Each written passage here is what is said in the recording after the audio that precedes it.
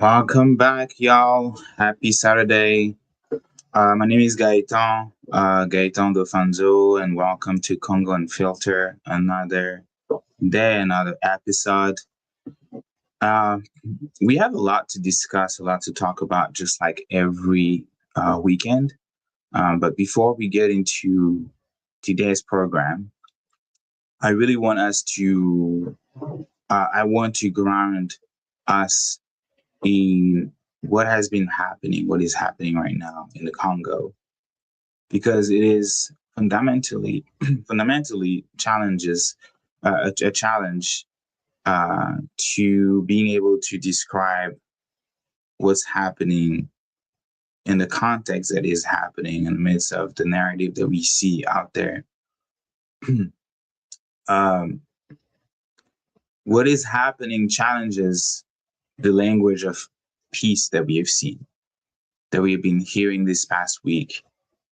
As we speak today, gather in this live, the Rwanda-backed militia, the M23, continues its military advance, and they have reached South Kivu, the city of Uvira.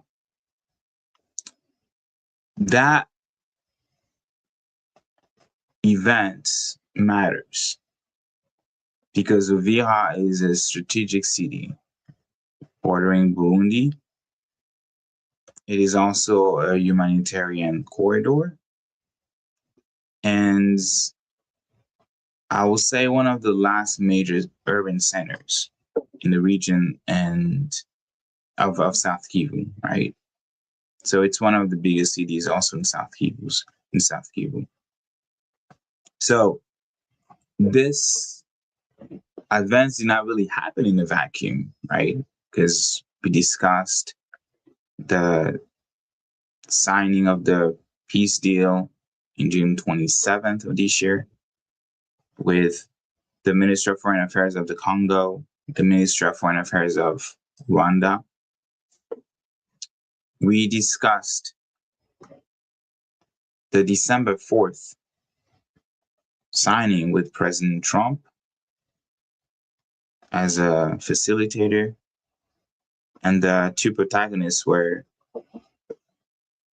the President of the Congo, Tshisekedi, and the President of Rwanda, Paul Kagame. So it happened after a peace agreement was signed, and High to Goldfishman 123 and Jake, yes, we are back. And something really happened after everything, that all of this happened. And even before that, there was a visit of President Herzog, the president of Israel. And following the fall of the city of Uvira, with overwhelming evidence of Rwanda backing the M23. So there was a briefing at the United Nations security briefing on the DRC and MONUSCO, the UN force in the Congo, one of the largest in the world, actually. And they have acknowledged what Congolese people have long known, that this violence is not by mistake. It is by design. That the violence the Congolese people are facing is organized, sustained, and externally supported. So I'm going to show you the United States response, a statement at the UN, and it's very important because Ambassador Walls, he took off the gloves. Please take a listen. Pleased to have convened DRC President Tshisekedi and Rwandan President Kagame in Washington on December 4th for the signing of the Washington Accords and the Regional Economic Integrated Framework. It was a true and sincere demonstration and effort towards peace. However, peace processes require parties to uphold their commitments to that very process. And the United States is profoundly concerned and incredibly disappointed with the renewed outbreak of violence in the eastern DRC. Today, I want to share with you some additional information on the scope and the sophistication of Rwanda's involvement in eastern DRC. Since its reemergence in 2021, Rwanda has had strategic control of its proxy armed group, M23, as well as M23's political wing, the Congo River Alliance, or AFC, and has deployed M23 and the AFC to achieve Rwanda's geopolitical goals in eastern DRC. Kagame has been intimately involved in planning and executing the war in eastern DRC, providing military and political direction to M23 forces and AFC for years now. The Rwandan Defense Forces have provided materiel, logistics, and training support to M23, as well as fighting alongside M23 in DRC with roughly 5,000 to 7,000 troops as of early December. This is not counting the possible increases from Rwanda in this most recent advancement. In more recent months, Rwanda has deployed multiple surface-to-air missiles and other heavy and sophisticated weaponry into North and South Kivu to aid M23 in its conflict against DRC. Rwanda and M23 began their offensive just this last weekend to take Uvira, with Rwandan forces co-located with M23 along the front lines. Additionally, we have credible reports of increased use of suicide drones, increased use of artillery by both M23 and Rwanda, including strikes into Burundi. So rather than a march towards peace, as we saw under President Trump's leadership in recent weeks, Rwanda is leading the region towards increased instability and war.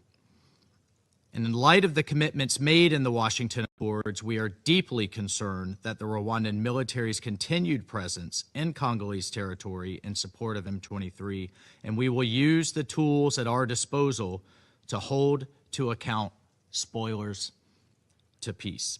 We call on Rwanda to uphold its commitments and to further recognize the government of the Democratic Republic of Congo's right to defend its territory and its sovereign right to invite Burundian forces onto its territory.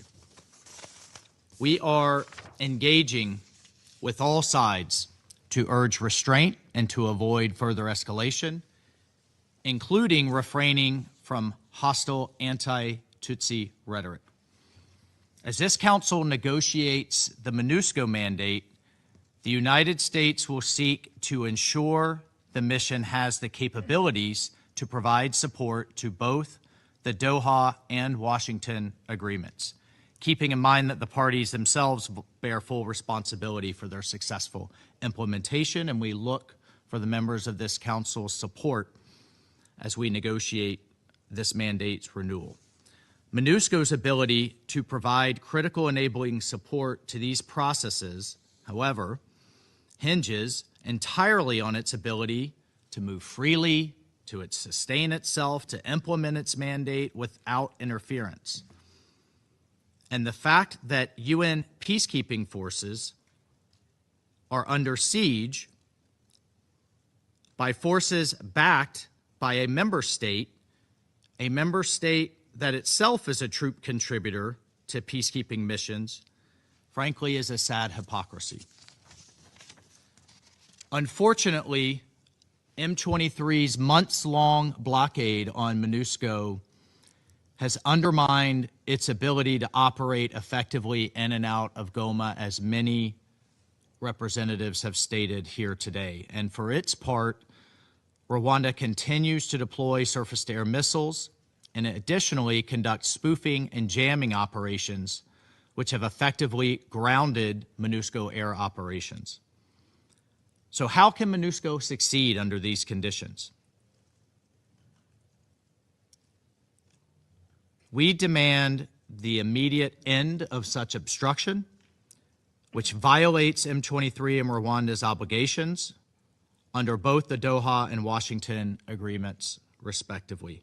We remain steadfast in our support of MONUSCO and its role in the realization of these historic agreements, which we believe hold great potential to end the decades of suffering in Eastern DRC. I thank you, Mr. President.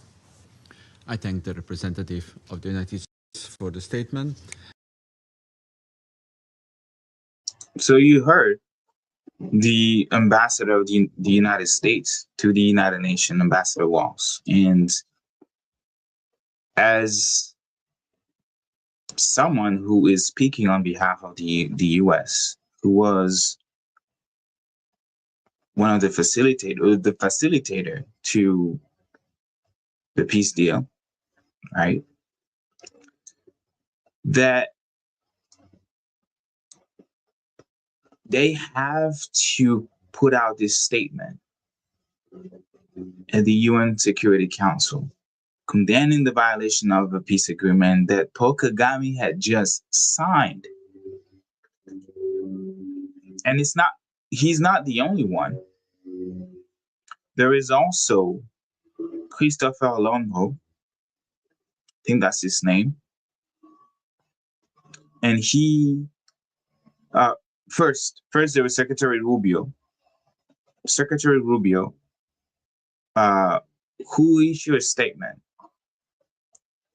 But I first want to show, maybe in sequence, kind of like the statement that had been put out there by the United States and being able to read them to you. So the ICJ has expressed its profound concern regarding renewed outbreak of violence in the eastern DRC and the new offensive of the M23 supported by Rwanda around Uvira, South Kivu, close to Burundi, which risks destabilizing the whole region. So that's adding to Christopher Orlando, who is, I believe he is the deputy Secretary of State, and he served as the U.S. ambassador to Mexico before, and he's currently serving as the secretary at the State Department. And he said, "I admire the nation of Rwanda in many ways after the horror of the genocide 30 years ago. They have built prosperous and stable society that's a model for African development.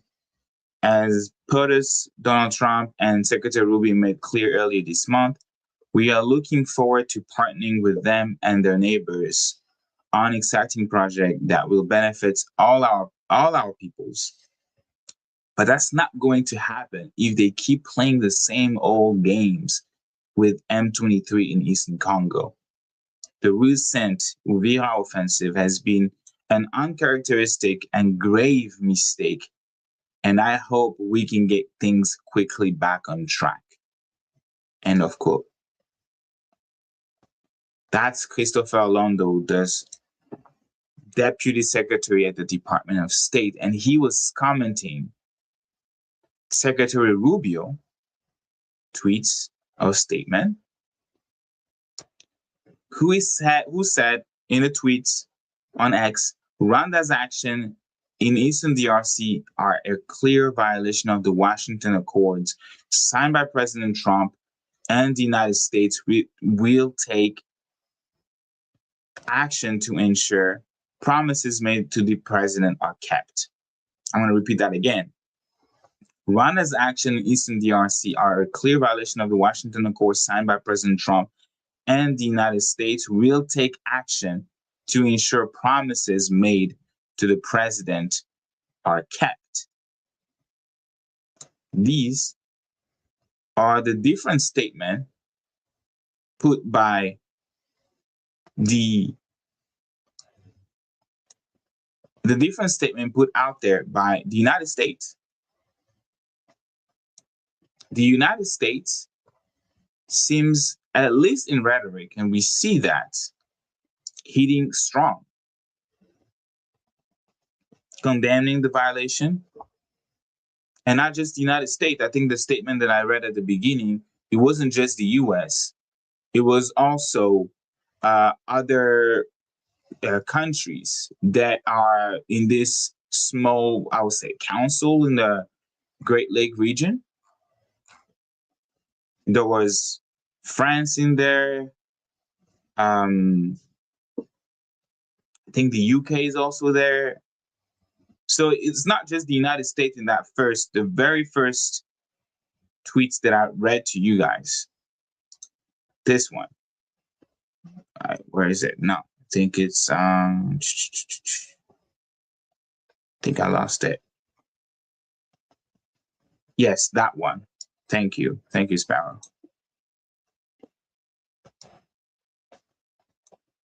Joint statement by the International Contact Group for the Great Lake region. So back to what I was saying, they're all calling Rwanda's action as a clear violation of the agreements. But what do we at Friends of the Congo think? What does my guest, who is not a stranger for this special episode, Kambale Musavuli, thinks? But for Friends of the Congo, we have to ask a harder question when we see all these condemnations. What does condemnation mean without really enforcement? Really, that's the question we have to ask, because this is a déjà vu. Expressing concern, that we are deeply concerned, that we are worried, that we condemned. These are words that we keep listening or hearing over and over again when it comes to Rwanda violating the integrity of Congolese sovereignty.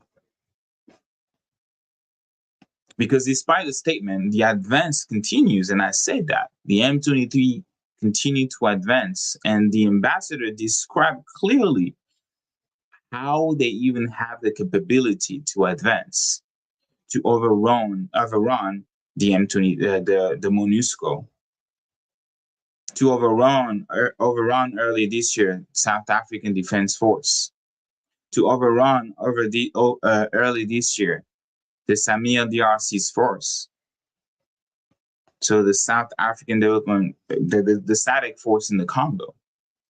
So the civilians continue to flee in the midst of all those combats. And of course, Rwanda continues to act with full confidence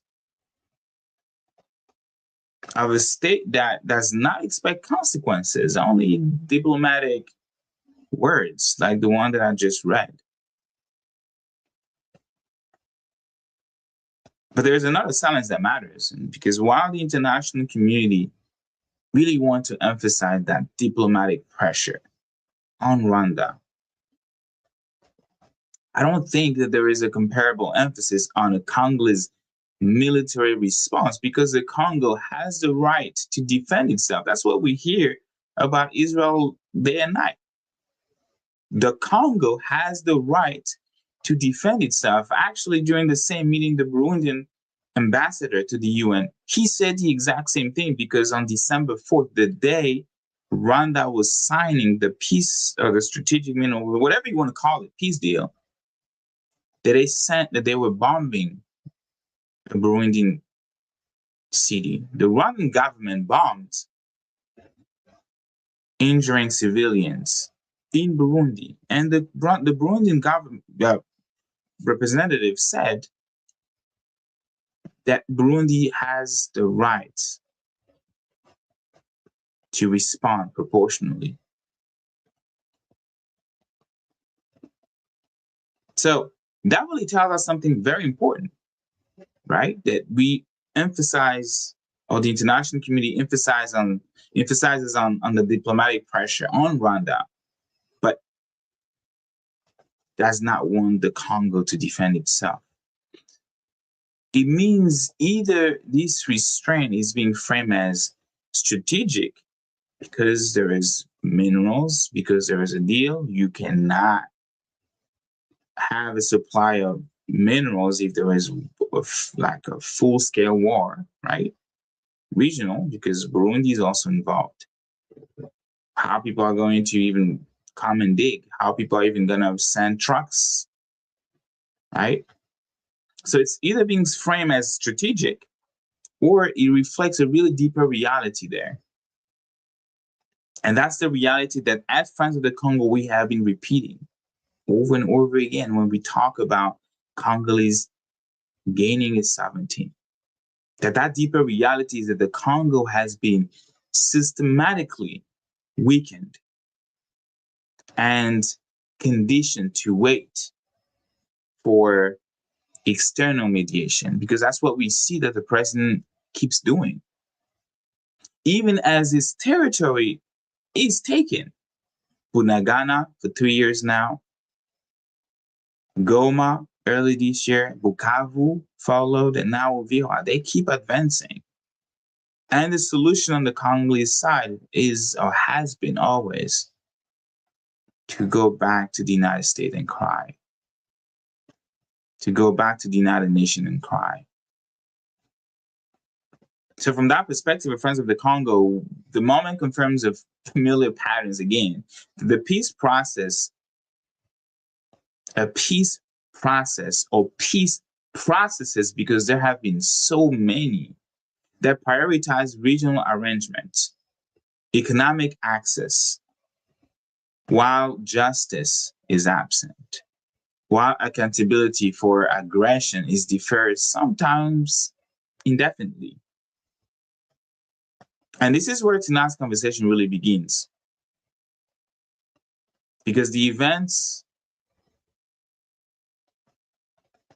the violence that we've seen in Goma, in Bukavu, in Uvira, these UN briefings, the different statements from Washington that I read to you are all connected. So over the past few weeks now, we have watched a sequence unfold that many treats as separate moments, right? The President Isaac Herzog visit to the DRC for the very first time. A peace deal there.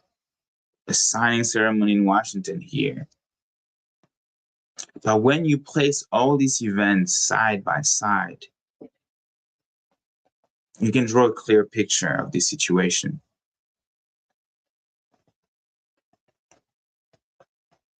A clear picture of why President Isaac Herzog was in the Congo and then went to Zambia. Why before that, Benjamin Netanyahu met with President Tshisekedi.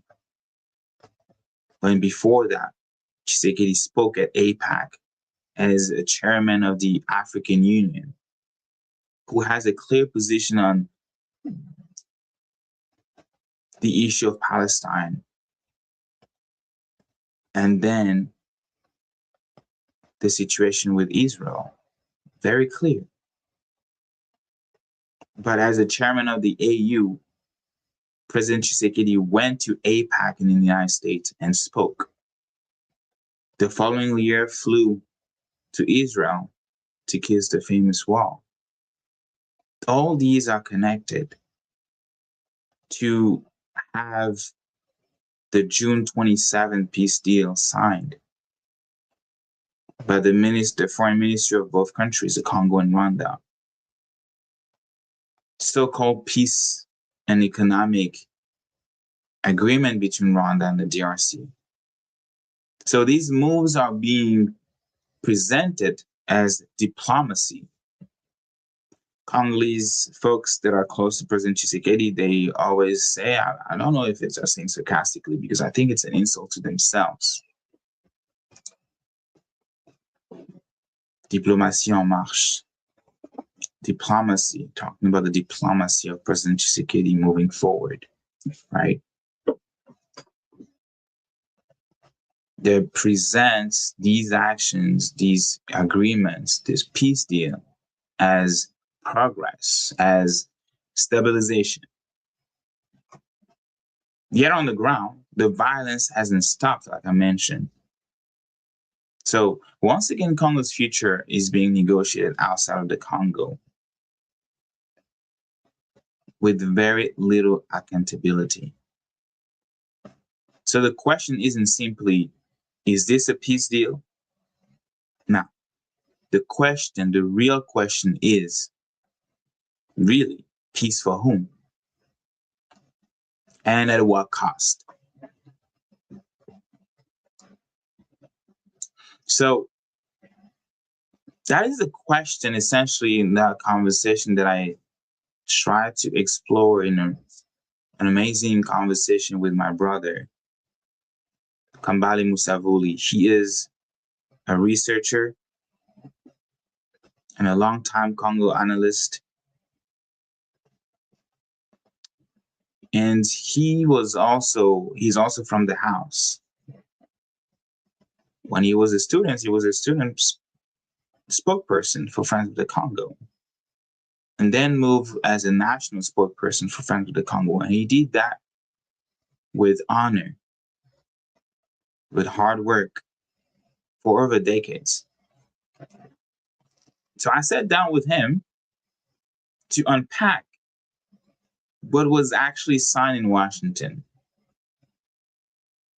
why Washington matters, how Rwanda, the United States, and regional actors feeds into this moment, why President Herzog of Israel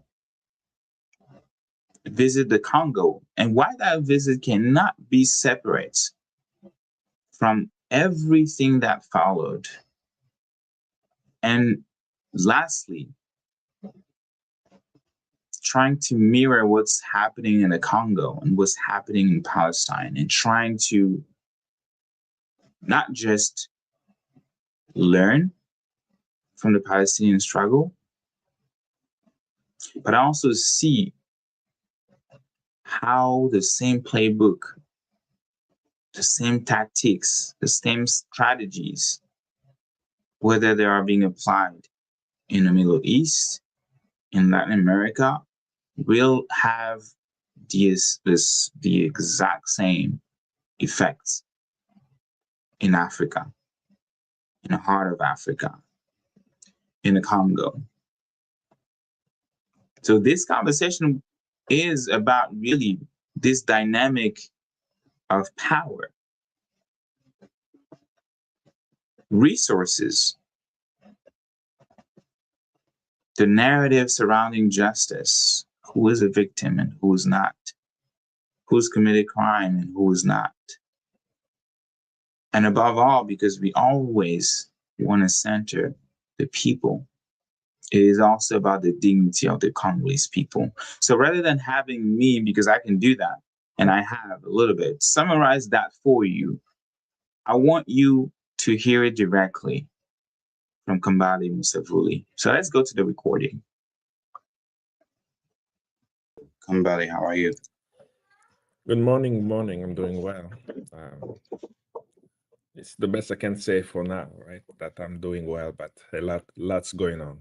Lots going on back home.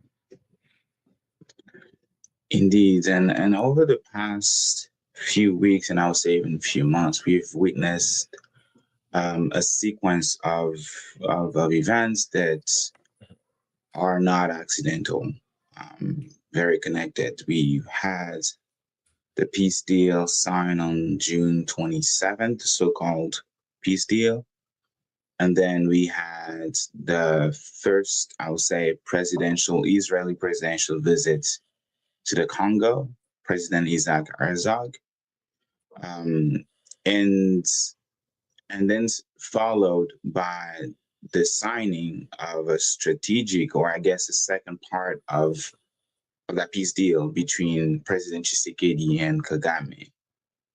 And less than a week, I will even say the following day, fightings continued between the Rwanda-backed militia, the M23, and the Congolese government and the Wazalendo.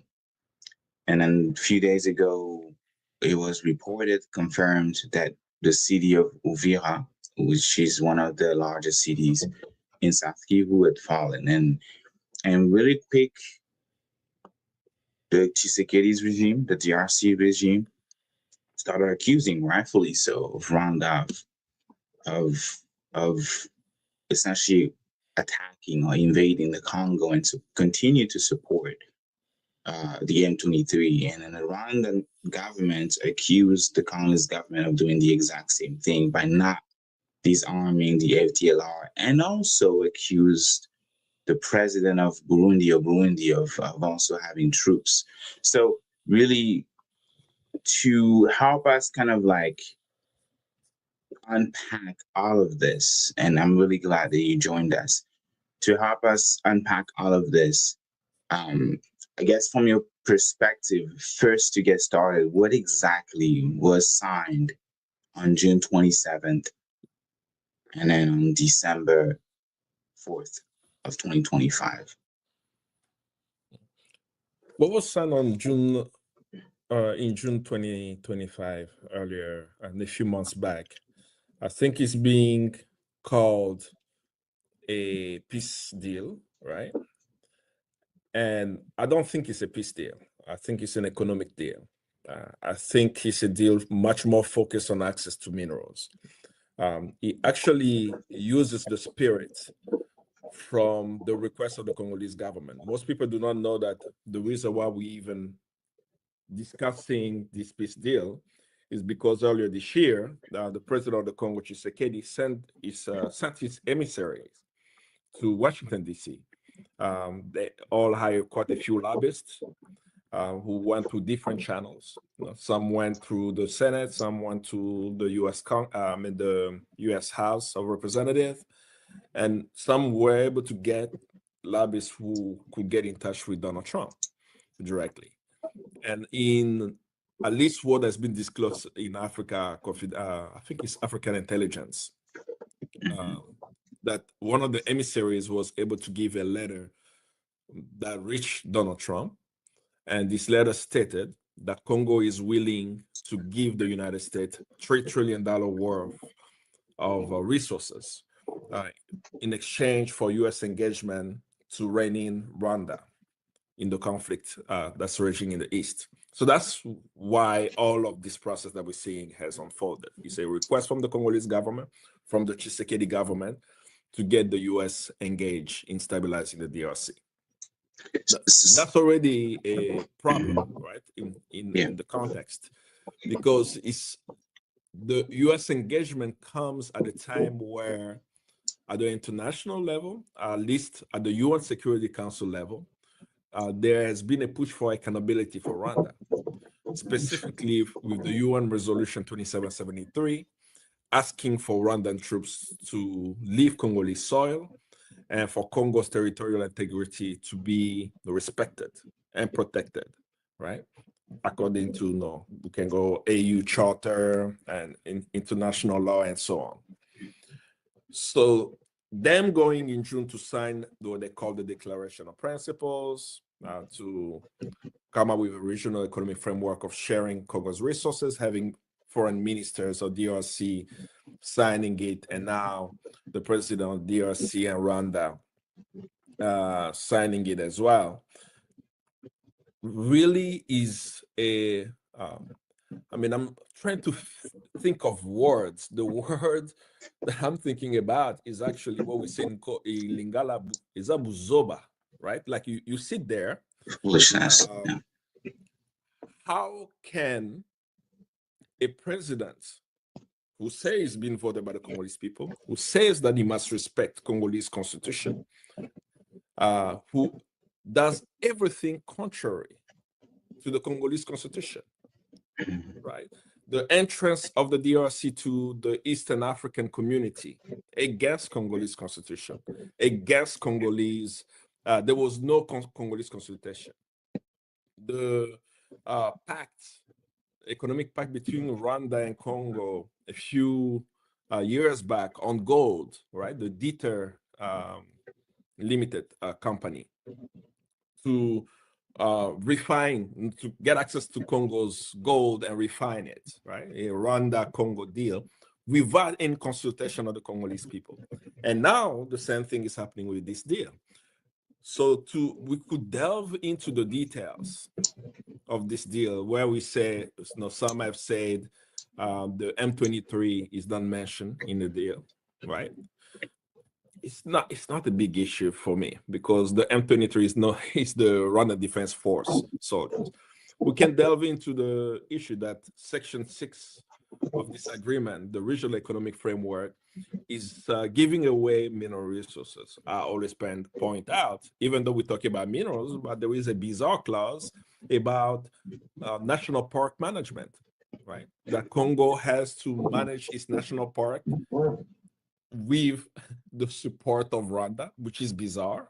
So millions have died in the Congo because of the national park. Why are national parks being mentioned in this peace deal? So we can go on and analyze line by line how this agreement doesn't make any sense. But from the US perspective, it makes total sense. Someone has willingly given you mineral resources for free, $3 trillion worth of resources, and you don't even have to fire a bullet for that.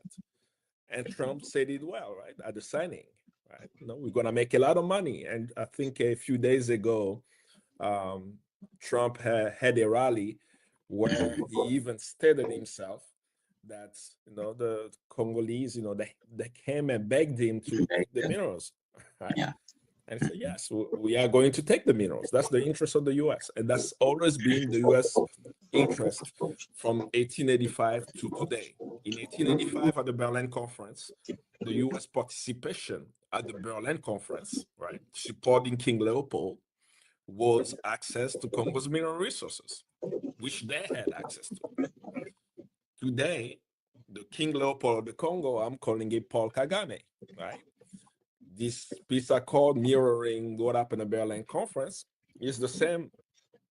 The U.S. appears as a non-partisan actor in the deal, benefiting from the resources, while I could even argue on the day of signing, December 4th, people were still being killed in the eastern part of DRC.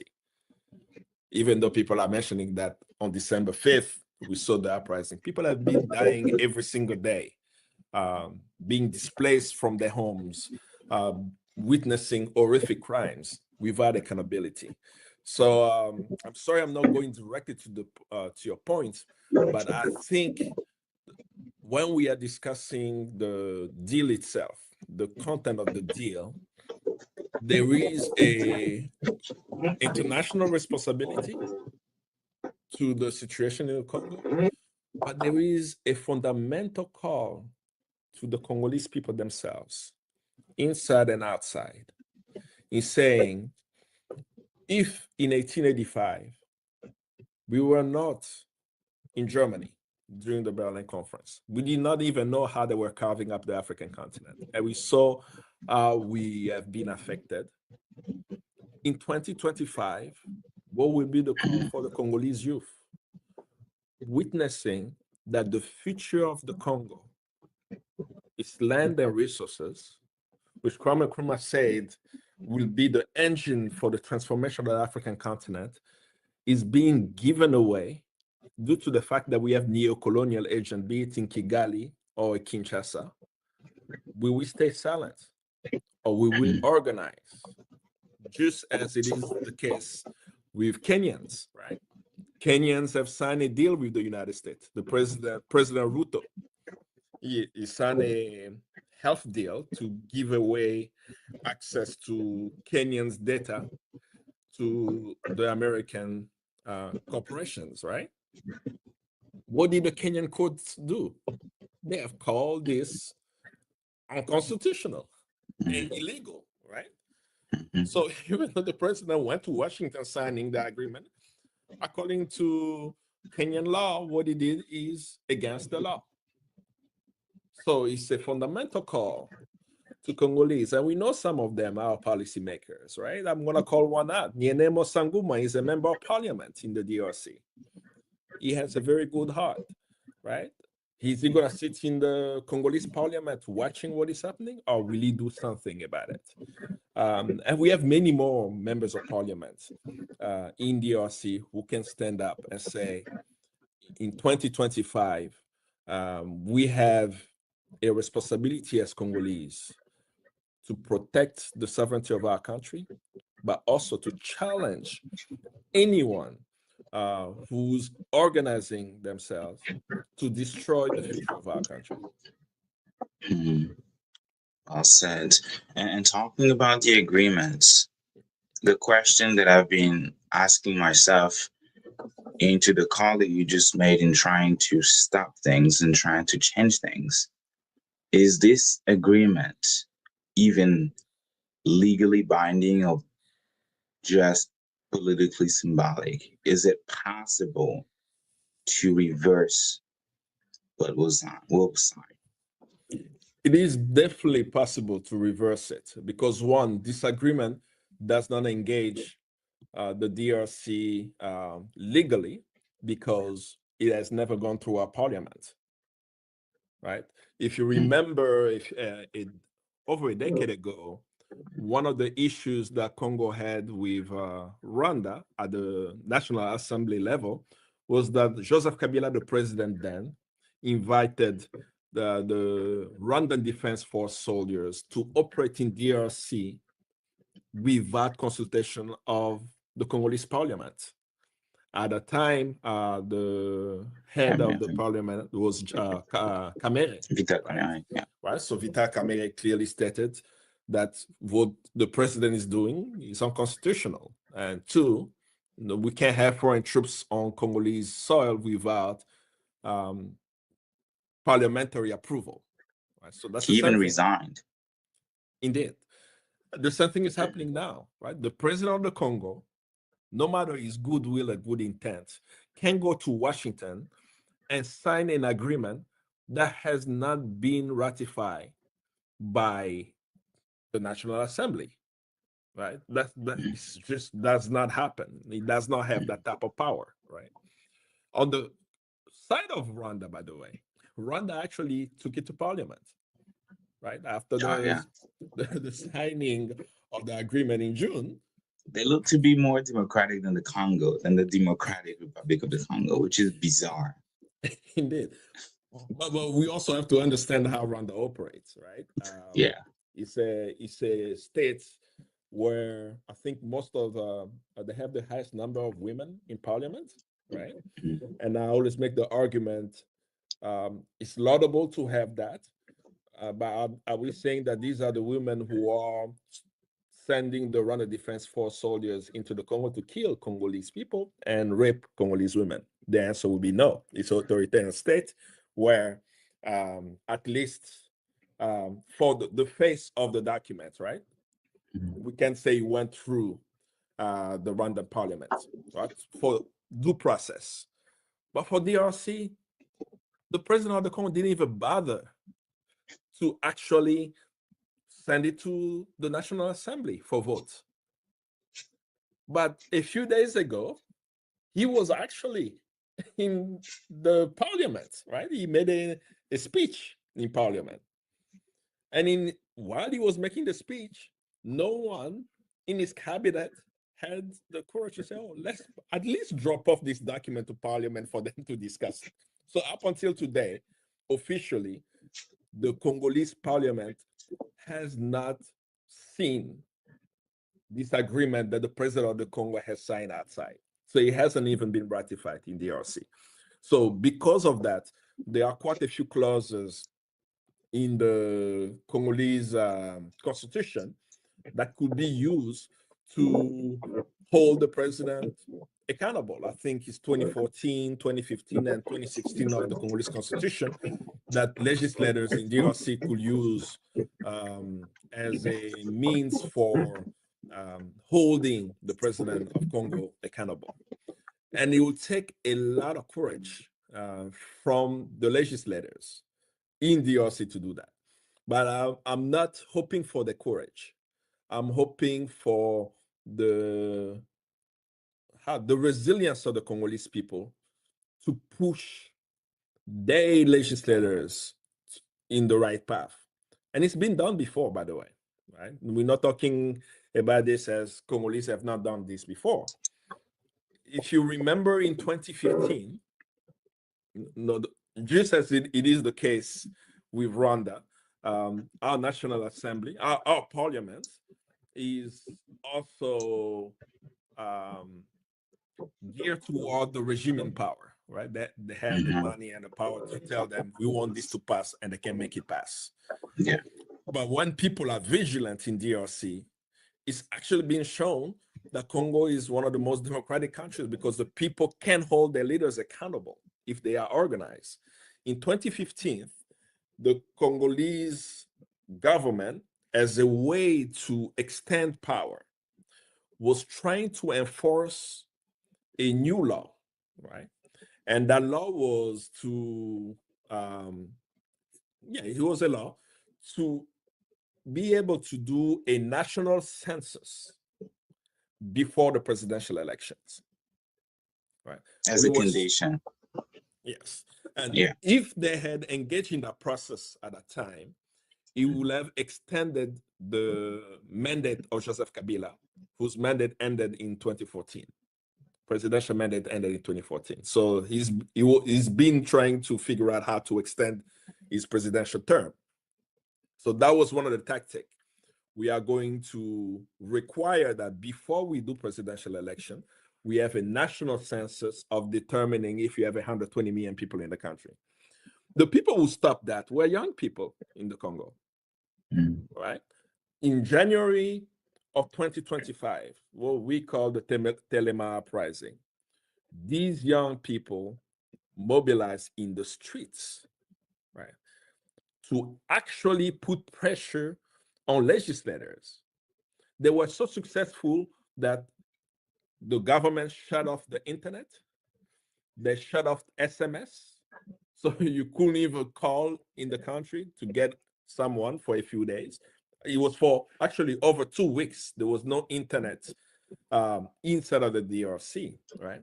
Due to the people organizing and challenging the National Assembly and the Congolese parliament. But in that process, there are a few things that I saw that reminded me of the power of the Congolese people. Many people died. Many young Congolese actually died during that time, right? But what I saw was, for the first time in my life, right, I was able to watch a Senate debate of the Congolese Senate on YouTube. Yeah. Live stream. The question was, why were they live streaming the Senate debate when before they never did? Well, they knew, one, the power of the Congolese diaspora, because on the inside of the country, there was no internet, right? So people on the ground, they were not the one watching the live stream of the Senate. The national television was definitely not streaming it. Exactly. So we were watching that live stream. The second was the voting, right? The voting of that law. Of course, the majority in the Senate voted against it, right? The voting result was read in Lingala. And this was the first time I saw a Congolese politician by the name of Kengo Adondo speak Lingala.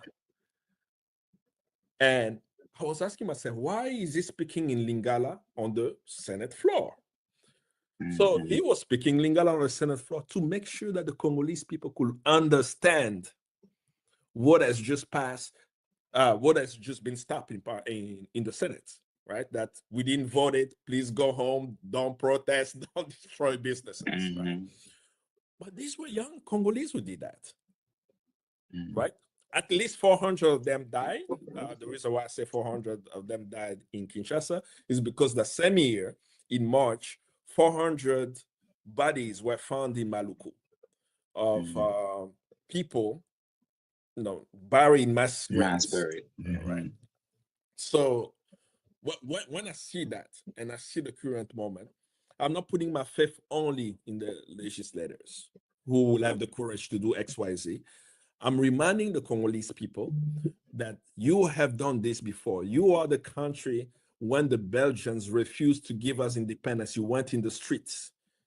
They sent Belgian paratroopers to shoot people on January 4th, 1959 in the streets. You still say independence now. You mobilized and were successful at doing something that people did not think you could do. You are the one, after 20 plus years of dictatorship of Mobutu, you forced the so-called dictator to organize a national dialogue, right? Conférence Nationale Souveraine, the National Sovereign Conference, which was actually an emanation of the will of the Congolese people for a transition.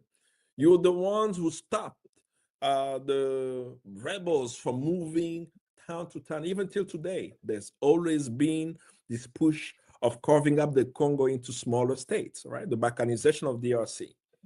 It happened before with Katanga, where Katanga became a country. Later was reconnected.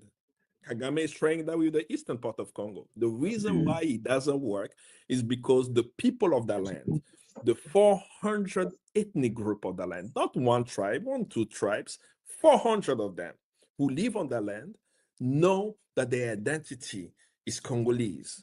They know that millions have died for this land, that it doesn't matter what the West wants to do. It doesn't matter what the regional hegemonic blocks want to do in the DRC, that this land, this prosperous land, must remain united for the benefit of the Congolese people and for the transformation of the African continent. So my faith will still be in the people and reminding them of what they were able to do yesterday, and they can do it today as well.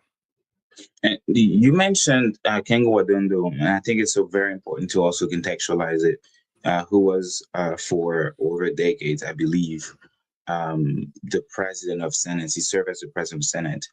And right after that, I would say historic moments, streaming live, trying to make sure that the Senate was responsible for officially saying, no, we're not okay with that. We do not want the census. We do not want the election to be conditioned by a census that's supposed to be happening every year as an administrative task. But it's very important to mention that a couple years after that, and ironically, the same guy, the same person ended up joining the president's coalition that was trying to cling to power during the election, that ended up backing not just Emmanuel Shadari, but later even President Tshisekedi. So that's history. But because we also seen this before in terms of deals and things happening backdoor, and we're talking about supposedly peace agreements, right? And it seems like the agreement speaks that's supposed to be speaking of peace is actually avoiding accountability, and agreements that name that does not name armed groups, that does not name states backing them. And you even say yourself that you wouldn't even mention or talk about the M23. It is the Rwandan Defense Force. And you talked about the Berlin Conference early, would you then say that with all the history of peace deals signed in the Congo or by Congolese president with other countries, particularly the one of Rwanda, would you say that it is kind of like a historical pattern? I will continue to say that what was signed in Washington is not a peace deal. Even though they're calling it a peace deal, it is not a peace deal, right? For you to have peace, right? Congo and Rwanda is signing a peace deal in Washington. If they're signing a peace deal, it means that Congo and Rwanda are in conflict. So if Congo and Rwanda are in conflict, what is the conflict?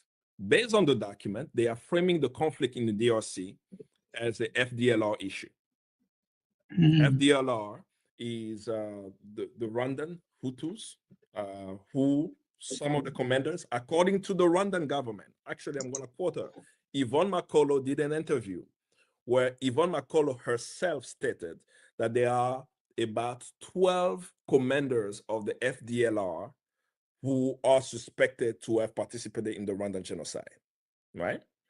So let's say, for example, the FDLR, this rebel group, which has, I'll throw a number. Let's say there are 4,000 FDLR, right? 12 of them participated in the Rwandan genocide, probably in the 60s and so on.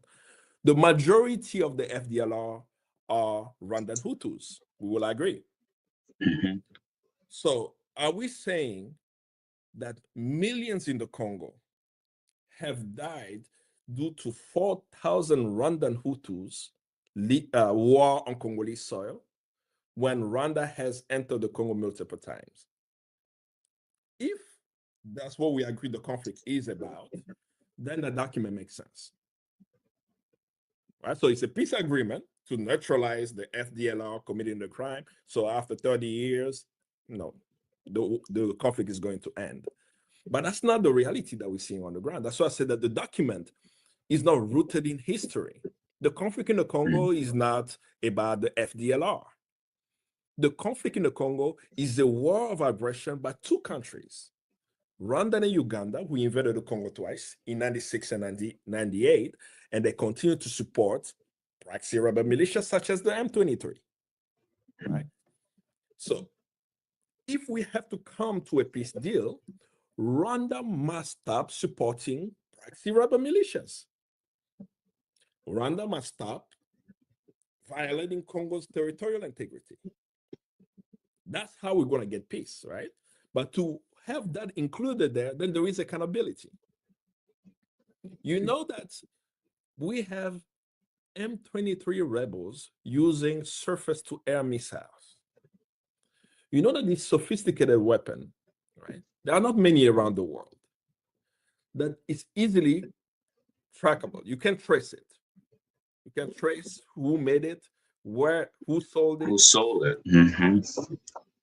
So if today we are saying that the ICC has launched an investigation on the crimes of the M23, and they've killed people in Kishishe, in Bambo, in many of the towns there. They've raped women, destroyed civilians, using these sophisticated weapons that we know comes from the West, we know come from the European Union, we know comes from the United States, that make these countries implicated in the genocide in Congo.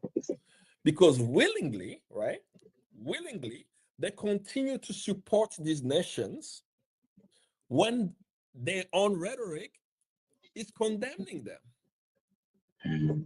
So if the United States is condemning Rwanda right now, even after the signing of the peace agreement, yet Rwanda has weapons that the M23 is using on the ground with the Rwandan Defense Forces on the ground. Rwandan Defense Force, RDF, it's the Rwandan army, right? They are in DRC. They are supporting the genocide in Congo. So how are they going to put mechanism of accountability and justice when it's going to hold them also accountable? So that's what they are avoiding, right? What they want to do is almost follow the Entebbe principles that Bill Clinton pushed in the 1990s, right? After the killing of American soldiers in Somalia, the US swore that they will not have the soldiers die in Africa again. Yeah. They So they pulled don't send, forces. yeah, so they're no longer sending their soldiers. What they're doing is they're using Rwanda, they're using Uganda, they're even using Kenya, Kenya, Haiti, right? yeah. So that these soldiers can do the bidding of the United States, of the Western world. So knowing that, Trump is very happy in having $3 trillion worth of resources that's going through the client state Rwanda. They don't have to lift a gun and shoot anywhere. All they have to do is get access to these minerals, cleans into Rwanda as clean minerals, and they don't have to do anything. So we know, I keep insisting, what was signed in Washington is not a peace accord.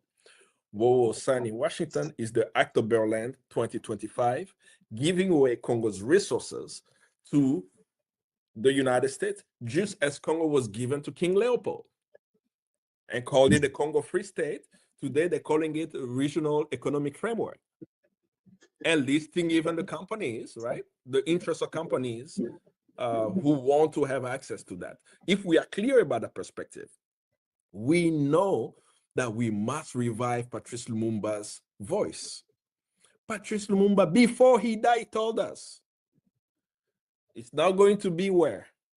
Washington, Brussels. Paris, Brussels, or the United Nations. He gave us already indication. If they're going to Washington for the Washington Accord, that's not where Congo's history is going to be written. If they're going to Paris, as Tshisekedi also did, right? That's not where it's going to be written. Our history is not going to be written there. Did Tshisekedi go to Brussels also? That's not where Congo's history is going to be written. Did they go cry at the United Nations? Of course. We are all talking about 2773, right? That's also not where it's going to be written. What did Lumumba tell us? Africa will write its own history. And it's going to be, to the north and the south of Sahara, a history of glory. And what is that history? It's the peoples to peoples connection. At this moment, Congolese should be connecting with the Kenyans who are challenging Ruto in court to find out how are the Kenyans able to challenge the government of signing an illegal accord in Washington, because the president of Congo signed an illegal accord for Congo, right? So we should unite under a Pan-African label of finding out what other Africans are doing for sovereignty at this time, to be able to challenge the elites of the Congo, the regional elites, and the global elites who want access to our mineral resources at the detriment of the human beings living on the land. And when you mentioned Trump, and I thought that was very interesting, the rally that he just did a couple of days ago. And he didn't even, he also mentioned China. He said that the Congo is begging for them to get minerals so they don't have to go through China. So there is this underlying, I guess, race to minerals, knowing how China has been ahead. And now they're trying to, essentially play catch up. And I'll pull up the deal that was signed on June 27th and with the FDLR, and just remind the audience that the word FDLR in that peace deal is mentioned 43 times. And the words M23 is mentioned 3 times, and the third time being the glossary. So it is very evident, it's clear that this deal is really heavily siding for Rwanda, or actually trying to achieve Paul Kagame's objectives. And the other question that I have for you, because I was literally trying to also understand that peace deal that was signed on June 27th, why moving from foreign ministers to head of states? And like, is there like a difference, or did they sign 2 separate deals? So for the first point on China, it's very interesting, right? When we talk about China in the context of US and China. I will always make the argument, to me, I find it very bizarre for the US to be so patriotic when the US flag is still made in China. So the day they start making their own flags, right, and the made in China is off, that's when this rhetoric that they have will make sense on one level. But two, on the objective level, right? China is a country on planet Earth that has gone through a revolution, right? 1949 to present. We could argue that it's not even an argument, it's a fact. In 1960, the GDP of Ghana was higher than the GDP of China. And we have seen for the past, over 80 years, right? The rapid growth that China has had. According to the United Nations, not just the Chinese, right? According to the United Nations, China, a country of 1.4 billion people, this country has eradicated extreme poverty, right? And they've lifted of over 80 million people out of poverty, right? So let's just switch for a second, okay? Let's say, actually, I'm gonna remove this for a second. Still can hear me. Yeah, okay. perfect. So let's say, replace the word China with the United States. The United States has eradicated extreme poverty in the United States.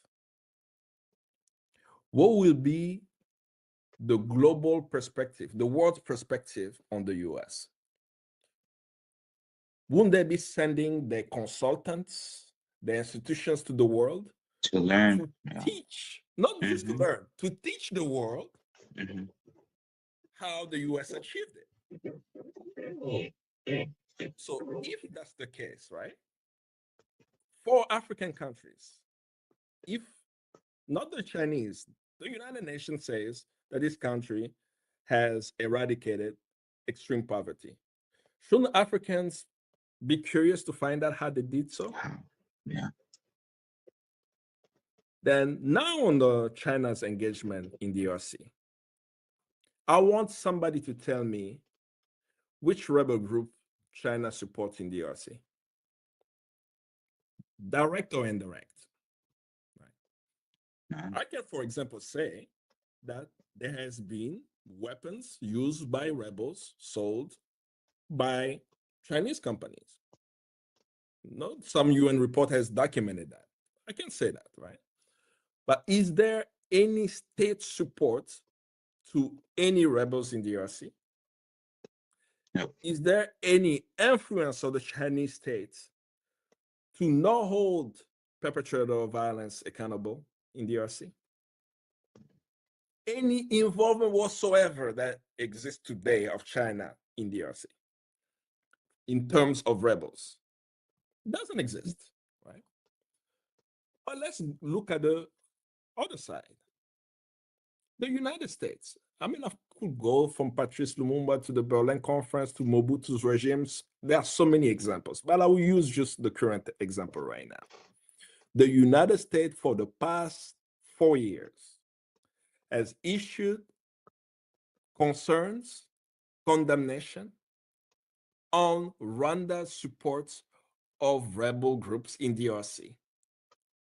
That even Secretary Blinken, when he was Secretary of State, went to Kinshasa, and in a press conference in Kinshasa, he himself stated that the evidence provided by the UN group of experts of Rwanda supporting rebel groups in Congo is credible. Yet nothing happened. And fast forward to today, even with Rubio, the Secretary of State, even with Trump, right? That they are all clear that there is a rebel group in DRC called M23. And this rebel group has direct support of the Rwandan military. Also, the Rwandan military is physically present, right? And they have this evidence as photographic evidence, video evidence, right, from drone surveillance. So they have the evidence. So why they're not doing anything? Because they are complicit. The United States is complicit in the conflict. The United States has been complicit in the conflict since 1996 to now. Even going against their own law, the law that you, as the national spokesperson for the Congo, advocated for, the public law, yeah. Public Law 109456, the Democratic Republic of Congo Relief, Security, Democracy Promotion Act of 2006, signed by George Bush in January of 2006. It was written by Barack Obama. Right? Everybody runs away from that law. There is a law in the books in the United States. There is actually a law that says in Section 105 that the U.S. Secretary of State can withhold aid to any nation destabilizing the Congo. And let's look at what has happened with the M23. Rwanda and DRC signed a peace deal on December 4th. December 5th, the M23 start advance. Evidence from the U.S. intelligence themselves, from the UN group of experts, indicates that Rwanda Defense Force soldiers are there, clearly implicating the Rwandan government, Rwanda being an ally state to the U.S. But the U.S. is doing what? Did you see the statement from the House Foreign Relations? The statement is saying that they should condemn. It's like they recycle the press statement every single time. What condemnation? We are concerned. Everyone is already condemning. Why are you telling people that you need to condemn? There is action that needs to be taken. So the reason why the action, to your question, the reason why action is not taken is because the U.S. is complicit in the genocide in Congo, the same way the U.S. is complicit in the genocide in Palestine. As long as they are complicit and there is no internal challenge within the U.S. government, within the United States, the citizens of the country, to say that we do not want our taxpayers' money to go fund wars abroad, to go support nations destabilizing others, that will continue. So there is grassroots work that needs to happen to hold American officials accountable. You can be an elected official in the United States, where every year you keep voting for the U.S. government to support the Rwandan government, knowing that the Rwandan government is supporting rebels, raping and killing people in the Congo. That's complicity. It's direct complicity. So that is why the accountability is not taking place. But finally, on the points that I wanted to make, and it's really around the AR race between China and the United States. The race does not have to be brutal. And I'm going to give it as an example as a kid. You know, when we were at school, you know, we used to have this race who's going to be the first of the class. I don't know if in the US they do that, right? You know, and I remember the one year I was the third of my class. I was really sad because I wanted to be the first, right? So the first three always, they call you in the front, you're the first of the class, the second of the class, and third of the class. I don't recall in that quote unquote competition of being the best in my class, me undermining my classmates, me making sure that my classmate failed the test, right? Like just thinking about someone who wants to be first. Do you have to undermine someone, or is your merit?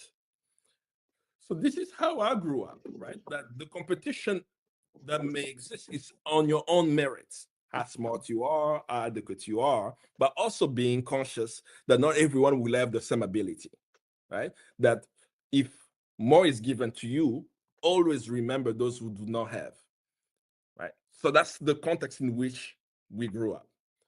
When you look now at this competition on artificial intelligence, be it data centers, be it access, it's becoming a geopolitical battle that the US is literally blackmailing world government. We are discussing the Congo, but most people have not read the US-Malaysia trade deal. It's one of the biggest attempts to a national digital sovereignty that most people haven't even looked at. That when it comes to Malaysia, they have literally given away their right to use technology without consultation of the United States. Not only that, they can't even get access to new technology if they don't get approval from the US. So I let people just go read the US-Malaysia trade deal, right? We're talking about the Washington Accord. Go read the US-Malaysia trade deal and see what is actually happening. Then you come to Congo and you say, okay, if the US needs resources in the Congo, right? Do you have to support a nation that stabilizes the Congo to access the minerals? Or you can't just come to the Congolese and get it? That's what China did. China did not go to back doors, right? They actually came to the Congolese and said, we need copper, we need cobalt, we need lithium. That's how they are dealing. We do have challenges with a few Chinese businesses, right, who are actually doing shady deals in DRC. That can be dealt with. But in the process of engagement of the Chinese states, there are tangible physical infrastructure that Congo can show.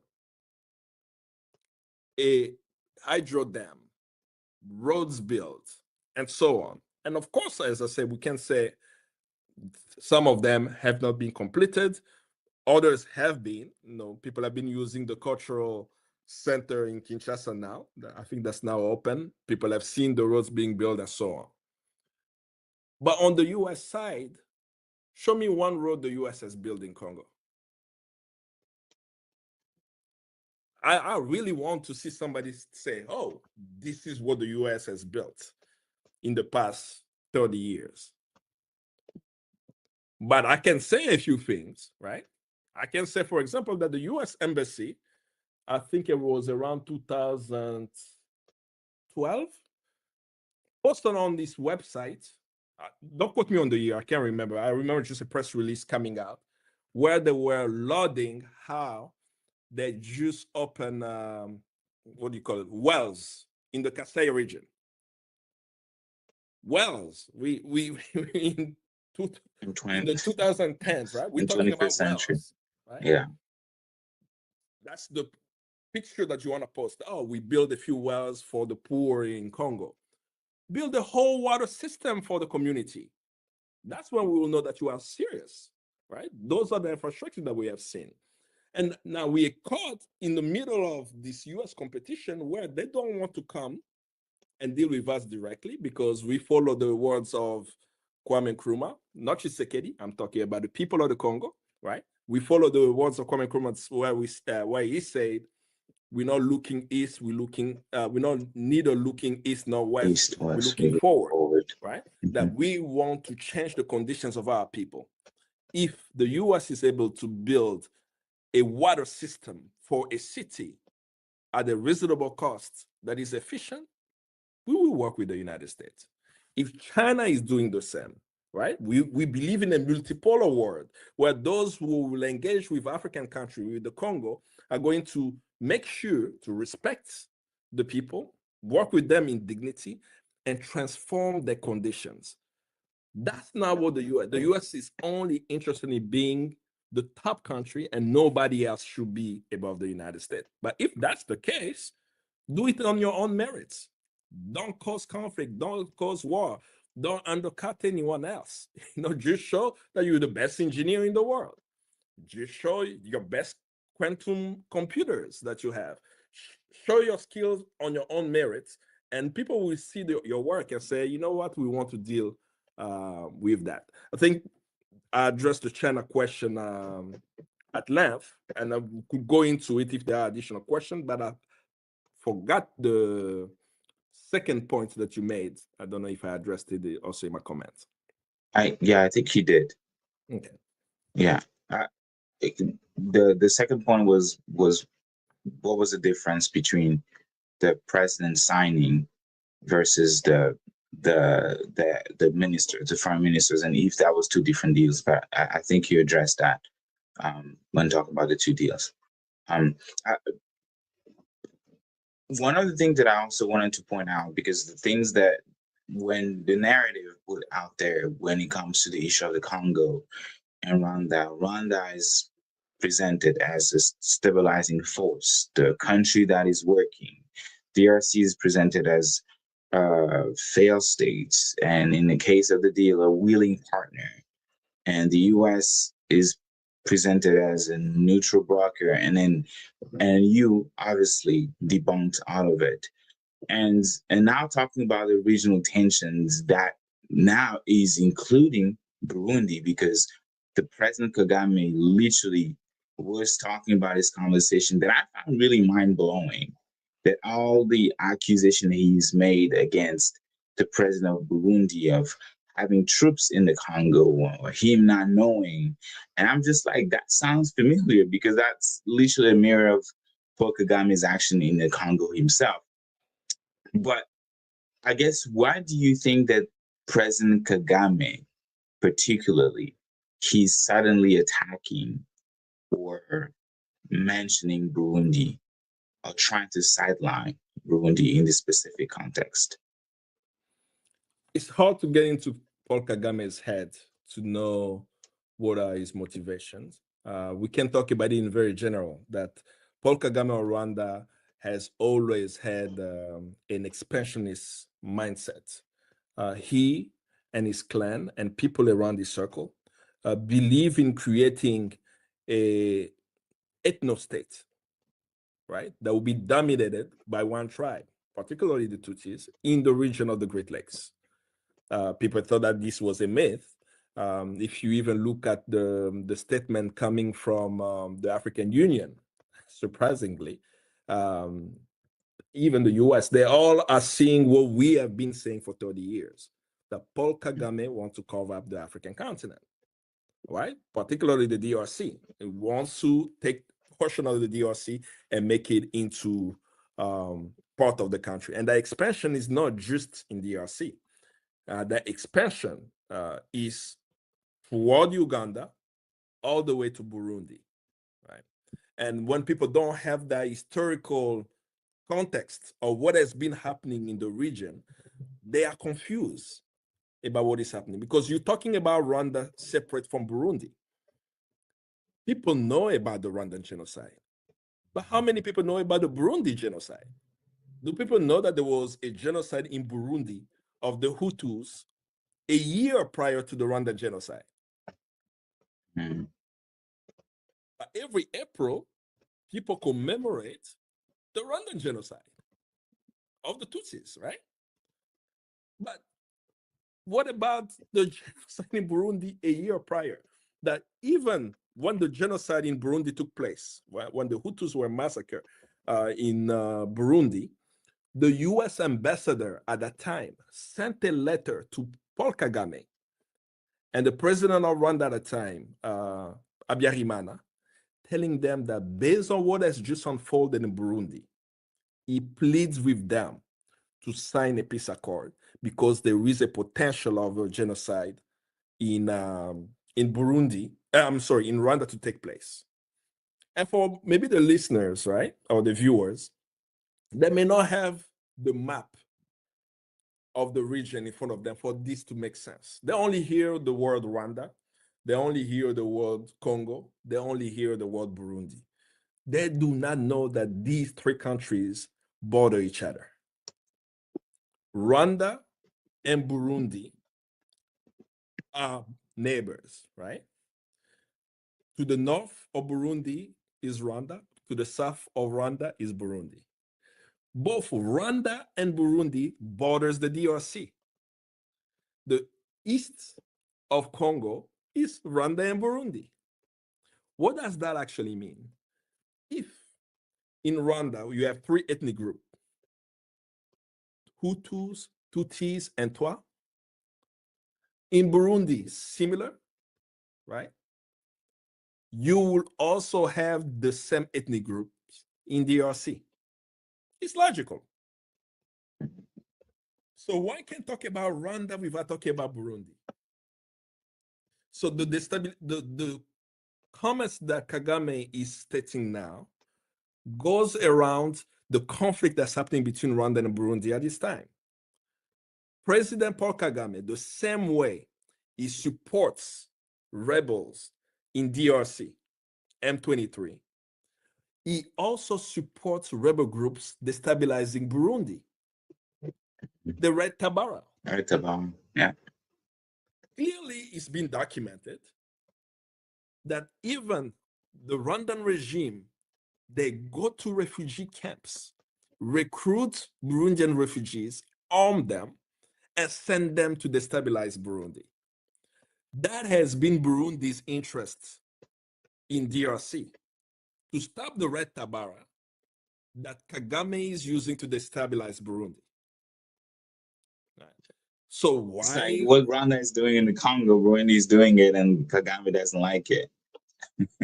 Exactly. So as you see the situation unfold and what Kagame may say, in the end, the biggest losers of all of this are the people, right? If you look at the North and South Kivu, and I ask anybody, give me names of tribes in North and South Kivu. You are going to hear Hutu, you're going to hear Tutsi, you're going to probably hear the Bambuti, right? But are there any other ethnic groups in these regions? Of course. Absolutely. Right? I could even argue close to 100. There are so many ethnic groups in this region because the land of North Kivu and South Kivu is much bigger than Rwanda and Burundi. Right? That the people of the area, of many ethnic groups, are being sacrificed for, I would call it, capitalist interest, right?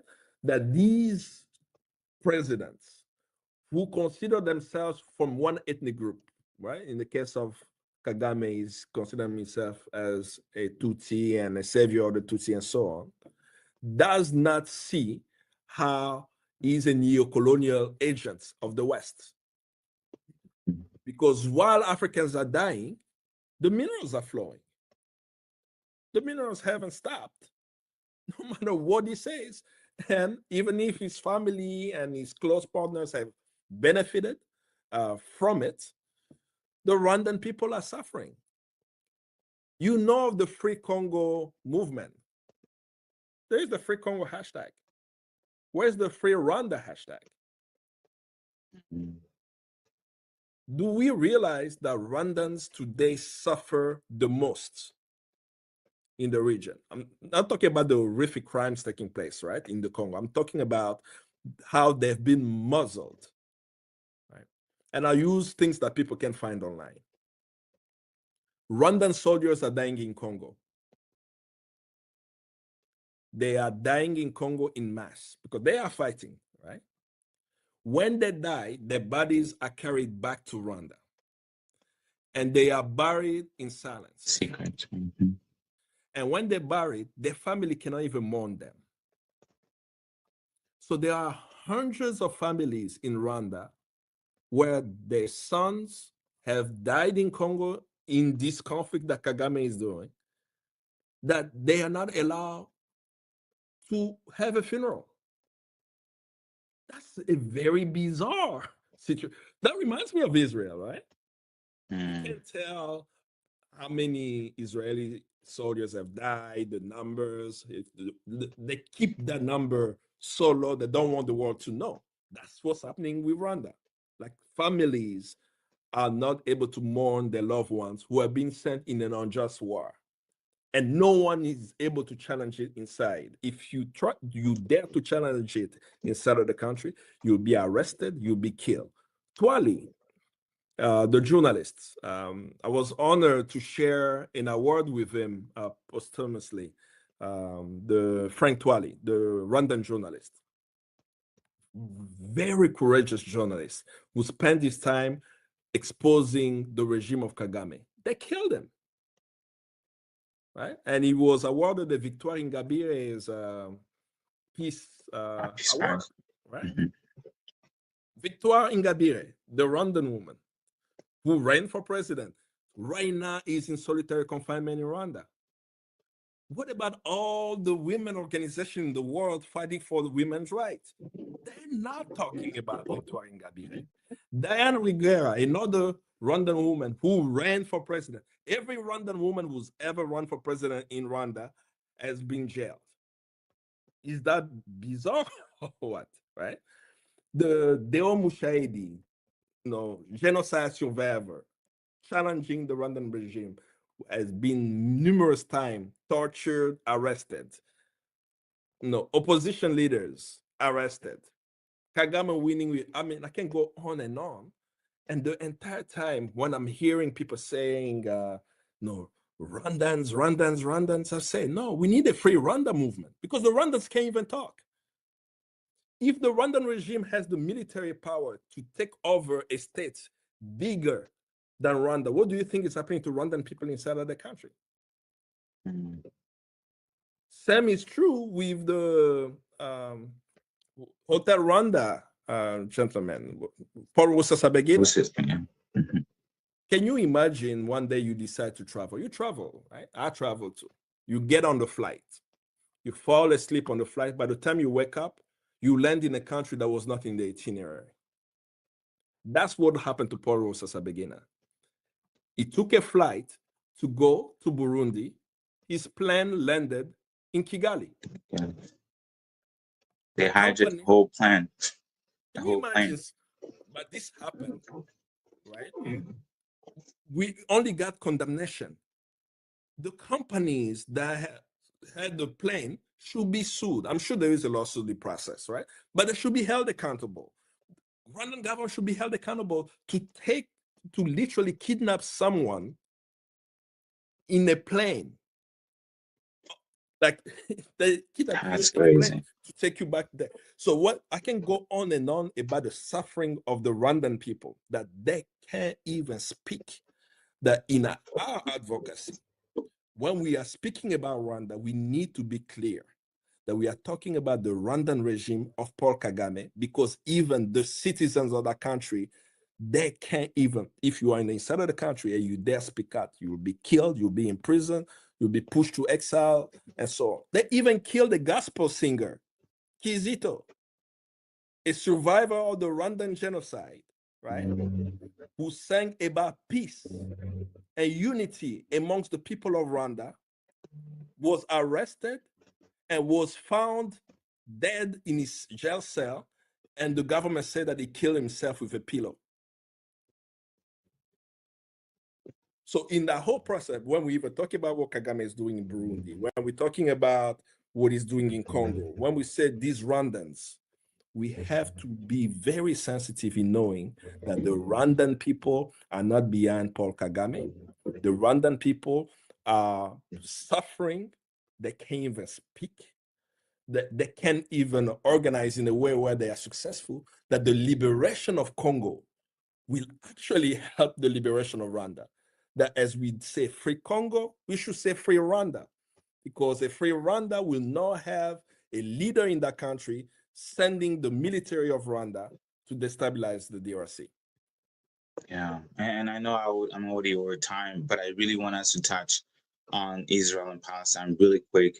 So I'm just gonna sum it into one question, because before, this peace deal, there was the visit of the Israeli president to the Congo, and he came symbolically, and I said it was the very first time. My question, in the midst of having, because I've read a few UN reports that was mentioning weapons, Israeli-made weapons found at the end of the M23 in the Congo. But I'm really curious about your perspective regarding why does Herzog's visit matter in this timeline? And then my second question is, when we look at the Palestine and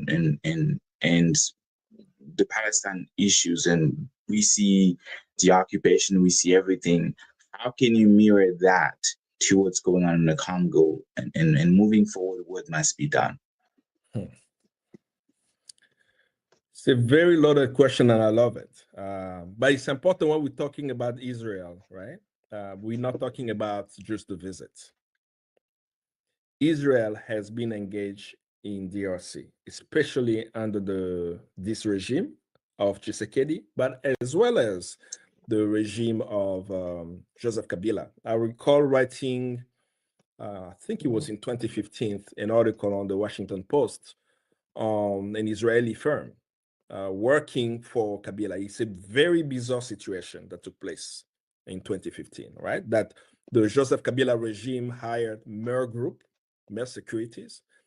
Mer Group is a surveillance security agency that provided services to the DRC beyond even security. They were hired as a lobbyist for the Kabila regime. So imagine the Congolese government paid an Israeli firm in Tel Aviv money to come to Washington and hire lobbyists on behalf of the regime. All right.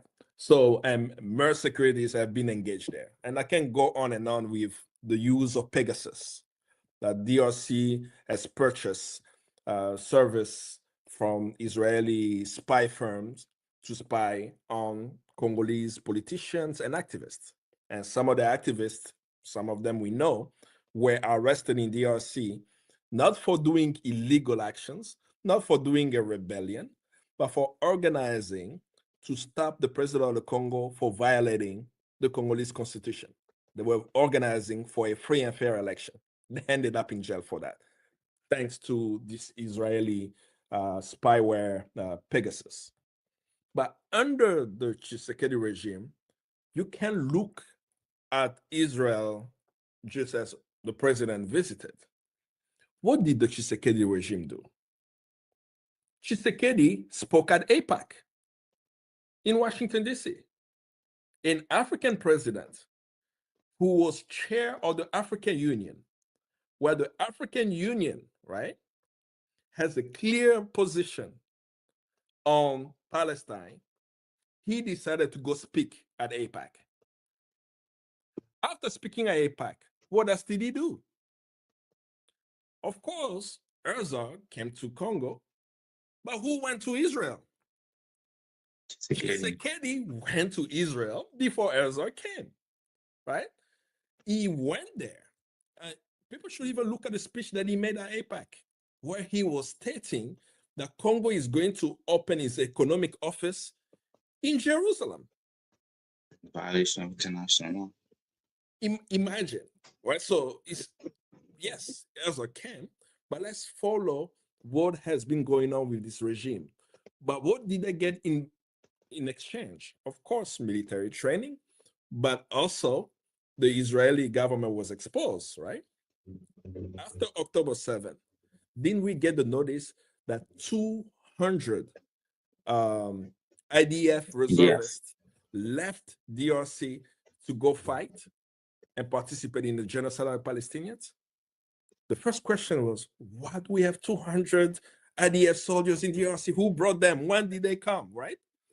There has been close cooperation between the Congolese government and the Israeli government. It didn't start with Tshisekedi, but it's strengthening under the Tshisekedi, unfortunately, due to the evangelical Christians.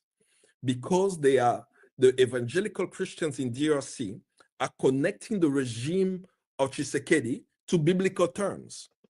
And they are using the narrative, right, of this son, prodigal, I don't know if I should call him prodigal son, that is being blessed, and they support the state of Israel, right? So that it's coming from a particular angle of evangelical Christians around the circle of Tshisekedi, who supports Israel, supports the narrative of Israel, and disregards the lives of Palestinians and the existence of Palestinians. So when we see that, and we see the president of Israel coming, it's just the continuation of a Zionist agenda in DRC and across the African continent. And prior of him coming, Paula White was in Kinshasa, right? The advisor on Trump on religious questions. She has an office now at the White House.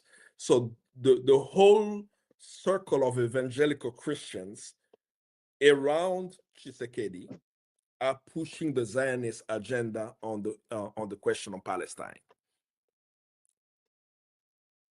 And what about regarding the issue of the question of Palestine and then the situation of the Congo, the way the Palestinian people have been organizing, what should be then done for the Congolese youth, kind of like to close out, because I think you kind of mentioned that at the beginning.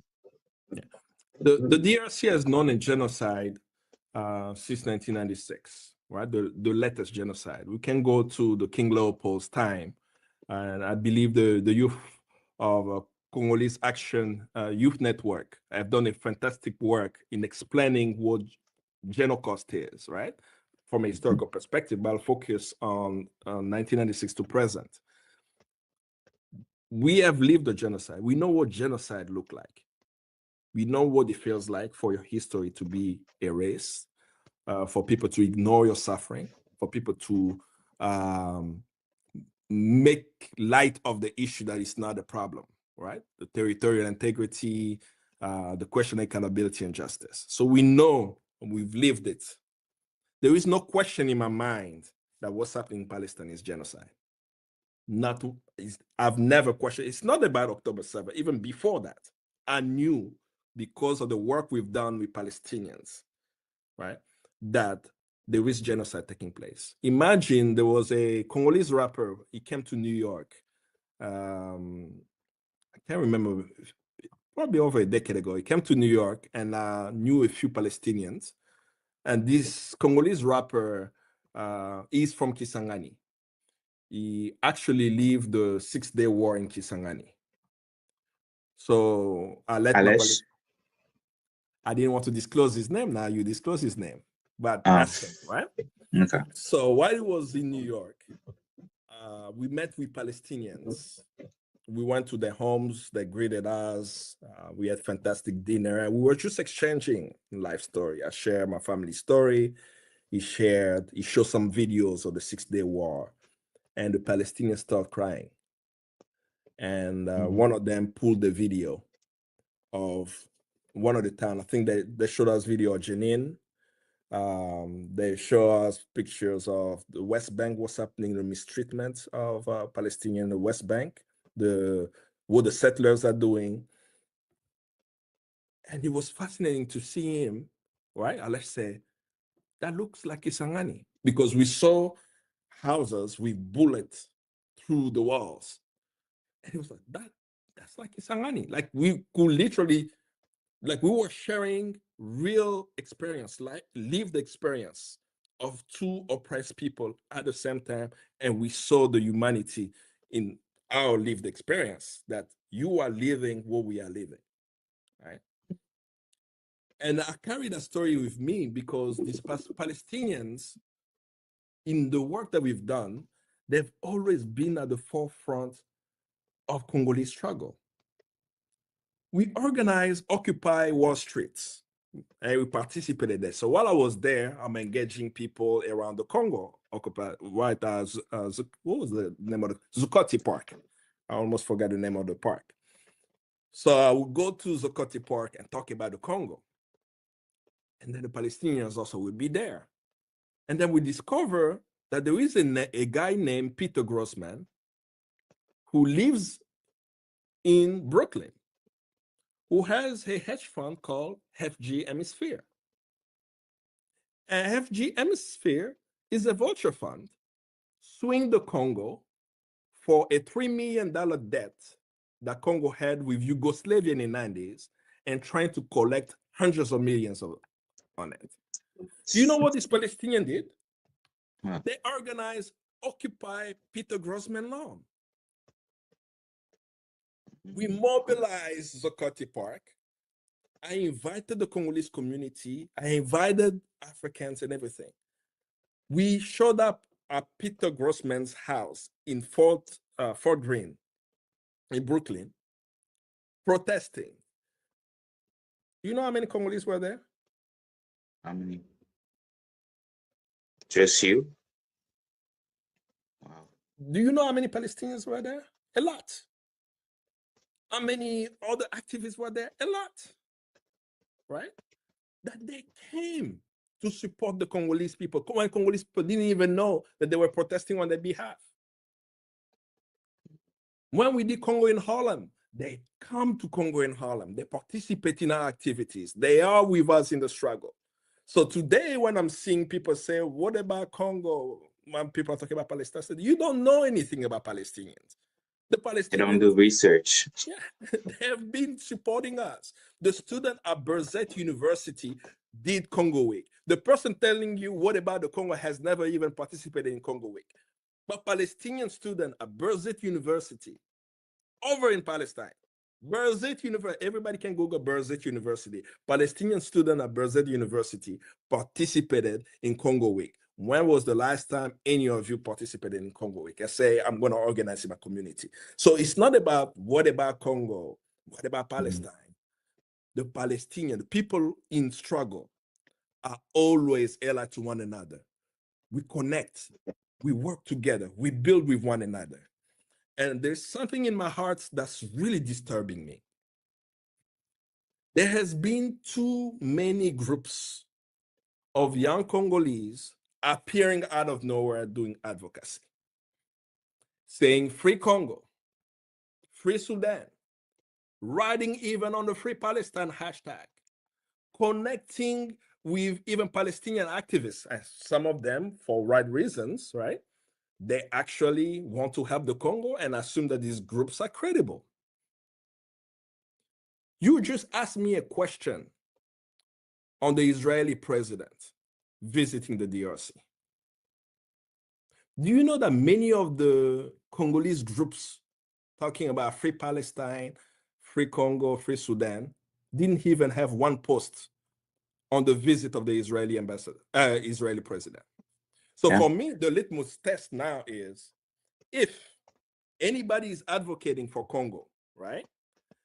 And they are saying free Congo, free Palestine, and you go to their feed and you don't see any comment on Isaac Herzog visit to DRC, know that they are not fighting for a free Congo or free Palestine or free Sudan. And it's very, very important to not be confused about the struggle of the Congo. The struggle of the Congo is a struggle of liberation. The struggle of Palestinian is a liberation struggle as well, that we are fighting to control our land and resources, just as Palestinians. They are facing a genocide. We are facing a genocide. And the same is true with what's happening in Sudan, that we have to unite, right? And that unity is not by word, it's by deeds. What are you doing on a daily basis? It's not just a hashtag question. It's reaching out to Sudanese activists about the support that they need, the Palestinians support that they need, working with them. Same is true also with the Congolese, and be clear that there can be compromise on principles, right? You don't go and hang out with those who are oppressing the Congolese people and think that you can come on social media and say free Congo and we're not going to call you out. We know who you are. We will expose you. But for the Congolese, especially for the Congolese youth, it's very fascinating, right? I say, especially the Congolese youth, I look at them and say, am I young still? I'm looking at my gray hair. People still look up to you. Yeah, but it's time. I am amazed, right? It's a very humble moment for me, right? Because back in the day, like what the young people Congolese are doing now is amazing. Like the level of research, I'm learning from you. You're the one who got me the information about a Canadian company that what's his name, Dan Gertler.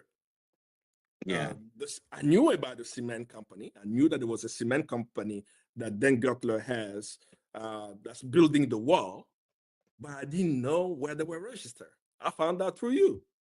You were able to find the doc. So the level of research that young Congolese are doing, how they're using social media.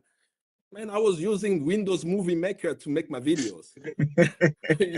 You guys are how TikTok doing. I'm serious. Like I still have the computer. I was using Windows. I can show you my YouTube video. I said this one was Windows Movie Maker. Look at the font, right?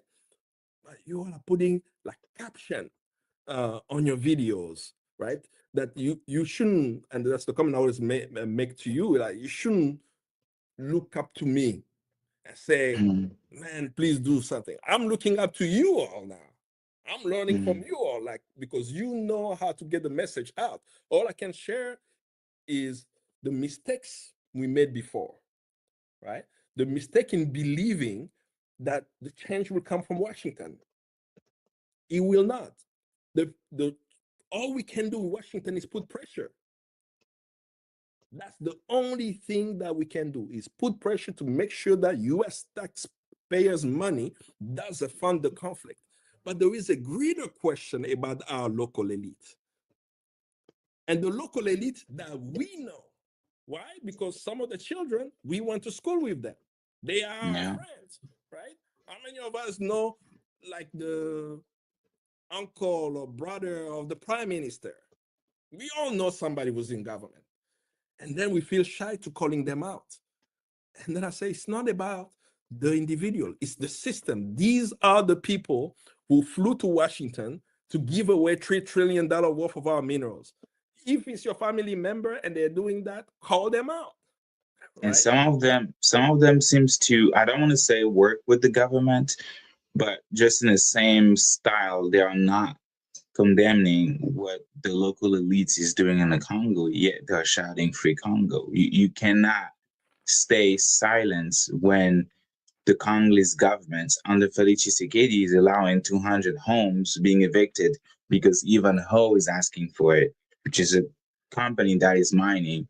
The same Ivanhoe that is going to benefit from this peace deal, this mineral deal, you're going to ignore that and yet say on Instagram, free Congo. You're going to say on Instagram, free Palestine.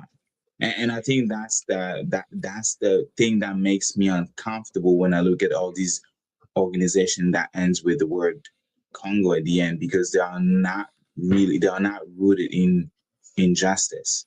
Because true justice really will be able to look at, I don't want to say evil, but look at injustice in the Congo and being able to call out whether it is called Joseph Kabila or Felix Tshisekedi or Paul Kagame or, Israel.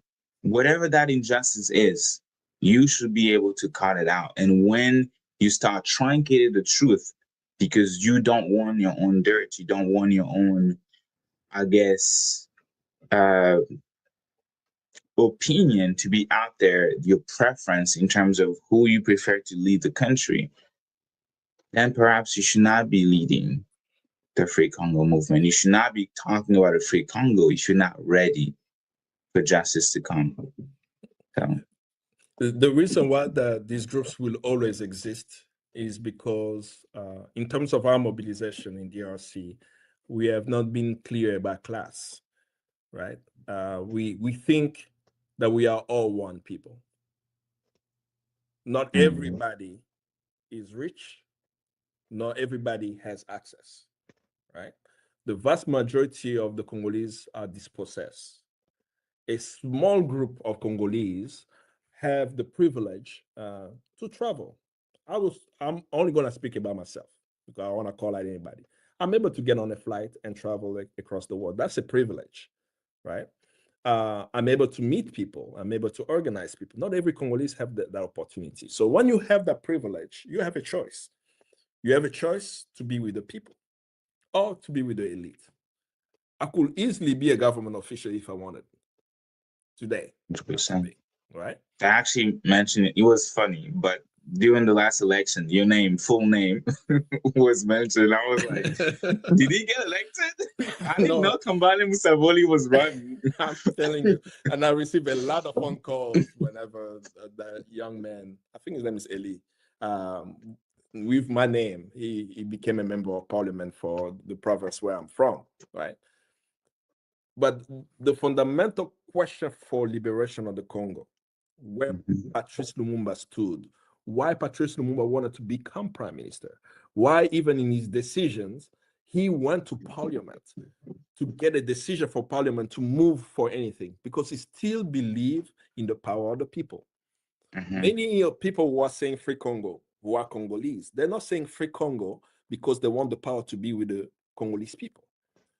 They're saying free Congo because they want the next contract, the next job opportunity, that the family's status quo is not affected.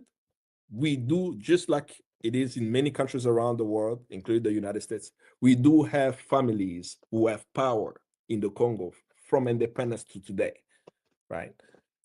That you can't just decide to do a change in the Congo not knowing the power structure inside of the country. But now for the young Congolese who didn't decide to be born in that wealth, right? Who didn't decide to be born in that privilege, you have to make that choice. You have to say, Kwame Nkrumah also was a privileged Ghanaian. Patrice Lumumba was also a privileged Congolese. Patrice Lumumba was in Europe in the 50s. How many Congolese could be cleared to get on a flight to go to Belgium? At the time, you had to be from a particular class. But something happens when you are in a class where you see that the vast majority of the people are suffering. And that's the story that, I think I will end through that story. When I was a kid, I went to a school called Flamboyant. And my 5th grade, I did it in Petits Anges in Regini. And my 6th grade, to go now to secondary school, my mom took me out of Petits Anges and put me into a school, and I felt like I was punished. She put me in an underserved school, my 6th grade, and the school was called Petit Bois. The school is in Kinshasa. For people who know Kinshasa, you heard of the town called Kinshasa, you know where it is. This is the school where I had to walk to go to school, to get to it. So in the morning, my siblings still went to Flamboyant and so on. But I was going to Petit Bois, right? So I wait till they left for me to walk. I looked down in the street if anybody saw me. Nobody saw me, so I started walking because I was also so ashamed to go there. Like the school didn't have roof. When it rained, literally the rain came through the classroom, like we all will be wet and everything. So I was like, why is my mom punishing me like this? Like, what is this about, right? But the more I went to the school, the more I got appreciation of what my mom did. Few realization came to me. At 6th grade, I already had a calculator. My classmates did not have calculators. And they were very smart. They could do mental math better than me. So I was very confused. So I come home and tell my mother, I said, Mom, these kids are really smart. And I said, some of them don't have backpacks. No, they'll have a bag where they put their notebook, literally a plastic bag. They put their pen, notebook in there. I said, but I'm the only one with a backpack in my class. They don't have backpacks. They're so smart, And my mom, and she would smile, right? Every time I told her, I would tell her, like, whatever I discover, like, they are smart just like my friends are from Boyon, but why don't they have backpack? And she won't say anything, she would just smile. And that since I was going to 7th grade, right, moving into secondary school, the play was called Le Curé de Cucugnan. It's a famous French play. What would that be in English? The Cucugnan's priest, maybe, right? Yeah. So I play that priest in the play and everything, and my mom came. I still have a picture of my mom took a picture of me with my classmates. I kept that picture till today. And I had a conversation at the end of the school year with my mom, where she said, the reason why you went there is I noticed how you were changing. And I wanted you to know that there are other kids in this country who don't have the opportunity that you have, but they are as smart as you and even better than you. That was 6th grade. I'm now 44 years old, and I still remember that lesson. That my mom took me from a very privileged school, took me to the school where when it rains, right, all of us are wet. And I was there with them. That anywhere I've gone till now, I'm always thinking about that. What about the Congolese who are smart, who have the potential, who don't have the same opportunity that I have, that many of us have?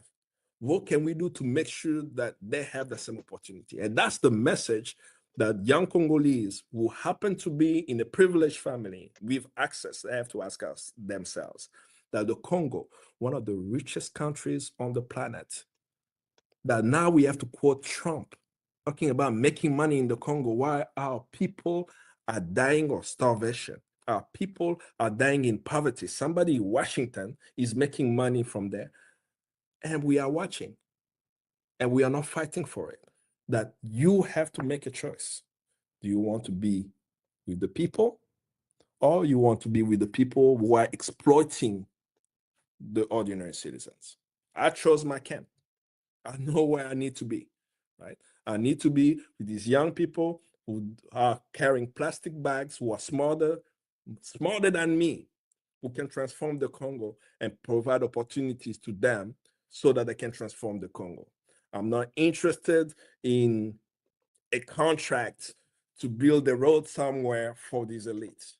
I'm not interested in a government position. I'm interested in participatory budgeting, where the people of the Congo are deciding where the wealth will go. I'm interested in collective organization, where we will come together for transformation. And all of us have to make the choice. I've made mine, and that's a call for the other young Congolese that in 2025, going to 2026, this is the time for us to unite. It doesn't matter where you are from in the DRC. If you call yourself Congolese, you know what it is. It is in our blood. We are the sons and daughters of Patrice Lumumba, and we must continue our struggle to liberate the country so that we can live in peace and dignity for the benefit of our people and for the transformation of the African continent. Brother Kambale, thank you so much for this conversation. Thank you always. That was Brother Kambale Musavuli. Today's conversation was really long, and I appreciate all of you being connected. And that's the reason why I created with Maurice Carney, our executive director, and Kojo Kito, and all the people in the background to have this type of event or platform where we could break down the situation of the Congo to folks who don't understand what's going on, who wants to learn what's going on, folks who wants to join the movement, people who want to learn more, but also people who want to be able to speak freely. And the reason why we're doing all of this is because we really want to create this, obviously in the sense of free speech, of course, but also really to have this type of conversations that are really challenging and uncomfortable.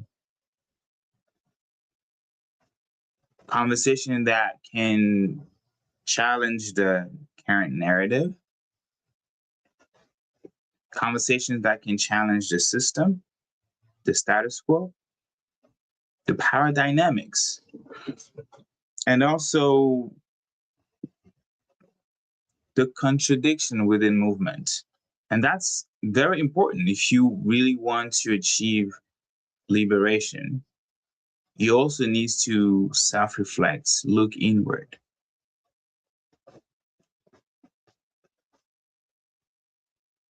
And Brother Kambale, he said by using words that meant to him, because he was really trying to speak to everybody. Yes, we do Congo Unfiltered in English, speaking to all of you, But Brother Kambale spoke to Rwandan people.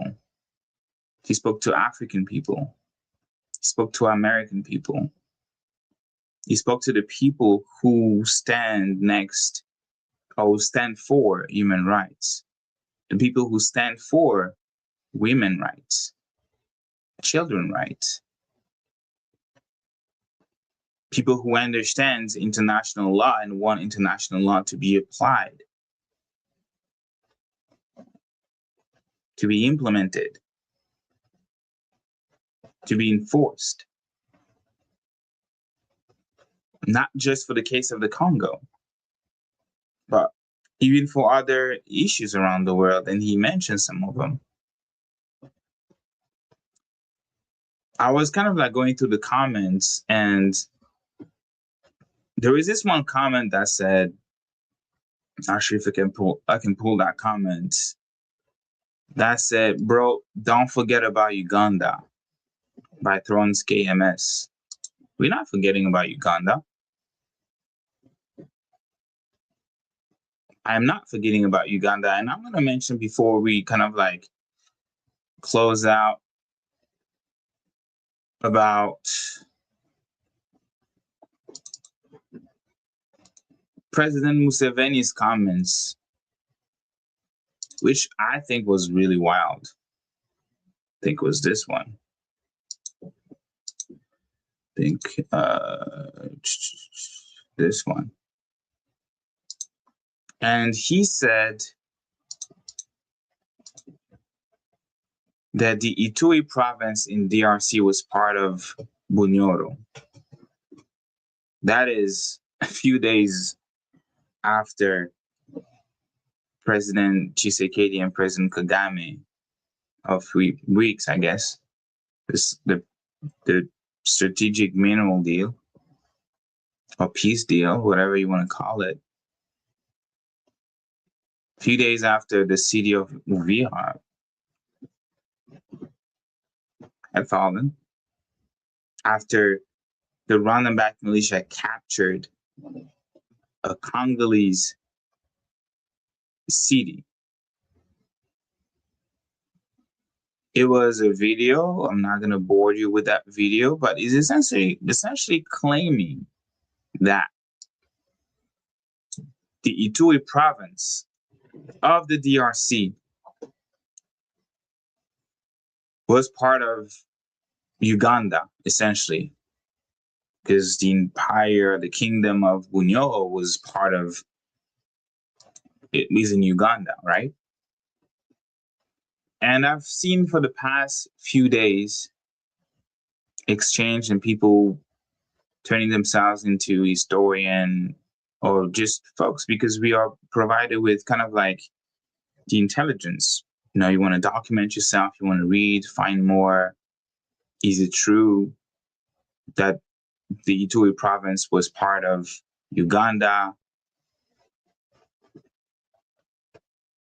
But I think that beyond that statement, it's very important for us to really put this case at rest, because these type of narrative will continue because and simply because the Congo today is weak. The Congo's leadership today is weak because folks can see how international law has given up on the Congo. How international law is allowing Rwanda not just to invade the Congo continuously, consistently, systematically, but also occupying it, killing people, looting his resources. And all of that happened when the almighty United States is there. Because the headquarters of the United Nations is in the US, in New York. The US has a veto power. So Uganda sees it. The president of Uganda, I really have to be like separate. And he's like, well, I guess we can play that game too. We could also make those claims send our kids to school, scholars and folks, to create a narrative to support that claim, even if it's true, right? But I think it's important to address that, because this is where really history must be stopped being abused and law must begin to speak. I am no historian, so I'm not going to enter in the history part of it. And even if it's true, it's very important for people to know what the law says. Because whatever kingdom existed centuries ago, whether it's Bunyoro, Rwanda, or others, those kingdoms, and even the kingdom of the Congo, ceased to have legal relevance the moment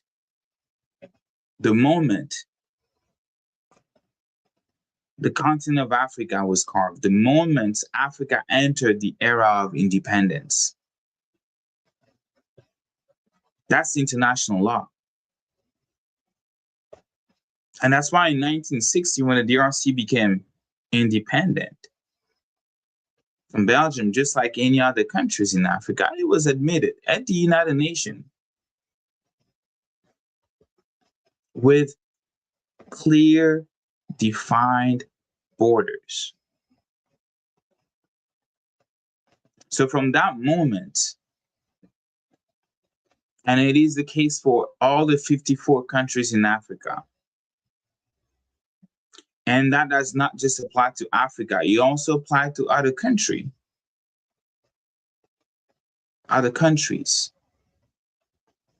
That's why Russia is being slapped with sanctions today, because of the invasion of Ukraine, right? But how come you're going to slap sanctions on Russia for invading Ukraine? Because historically, Russia has claimed, just like I would say that Mexico has claims, right? But then if we can slap sanctions on Russia for invading and occupying countries, why can't we slap sanctions on Israel for invading and occupying a different country? Why can't we slap sanctions on Rwanda for invading and occupying another country, the Congo? So from that moment, those borders became internationally recognized. The borders of the Congo, from North, South Kivu, Bakongo, Katanga, these are internationally recognized and legally protected borders. So we got to stop at some point bringing historical stories, and we're going to start realizing that this law, or the law, international law, is a sovereign fact. And that sovereign fact, talking about the borders of the Congo, 1960, the United Nations, the African Union, both institutions understood something very important and very clear, that if post-colonial Africa reopened the debates based on pre-colonial kingdoms, just like President Kagame did when he went to Burkina Faso or Benin, I believe, I think it was Benin, and talk about studying the borders of the Congo, because he also has claim to the Kivu, and even instructed the parliaments to look into it. And now we have Uganda, that if post pre-colonial kingdoms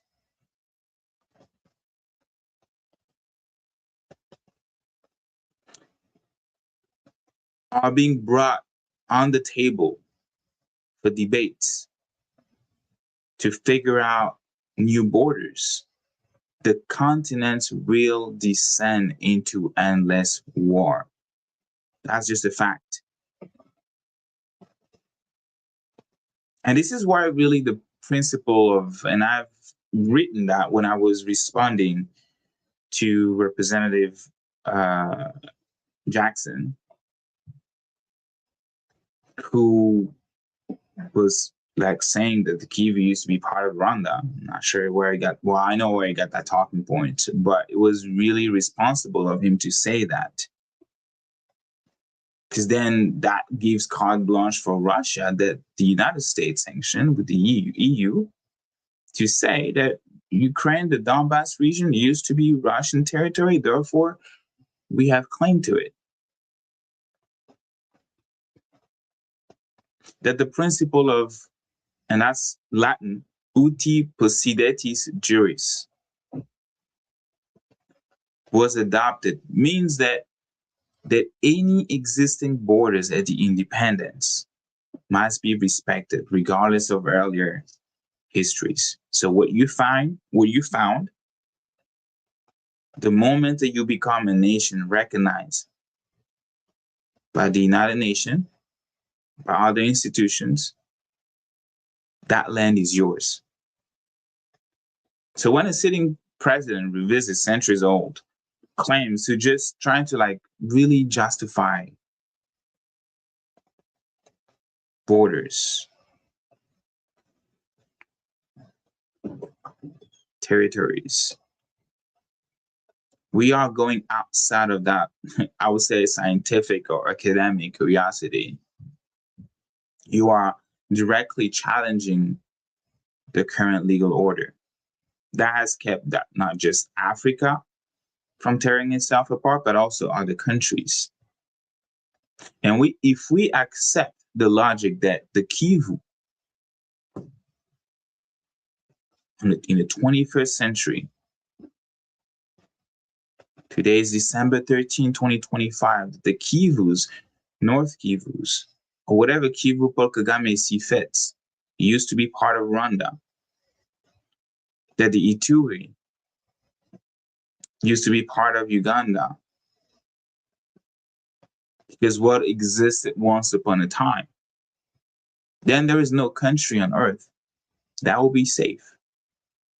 There is no country in Africa that will be safe. It means that Nigeria can disappear. It means that Kenya can fractures. And even those countries themselves, Uganda, Rwanda, Sierra Leone, Mozambique, Seychelles, South Africa, African borders, or all these 54 countries in Africa, their borders, all of them with no exception becomes negotiable.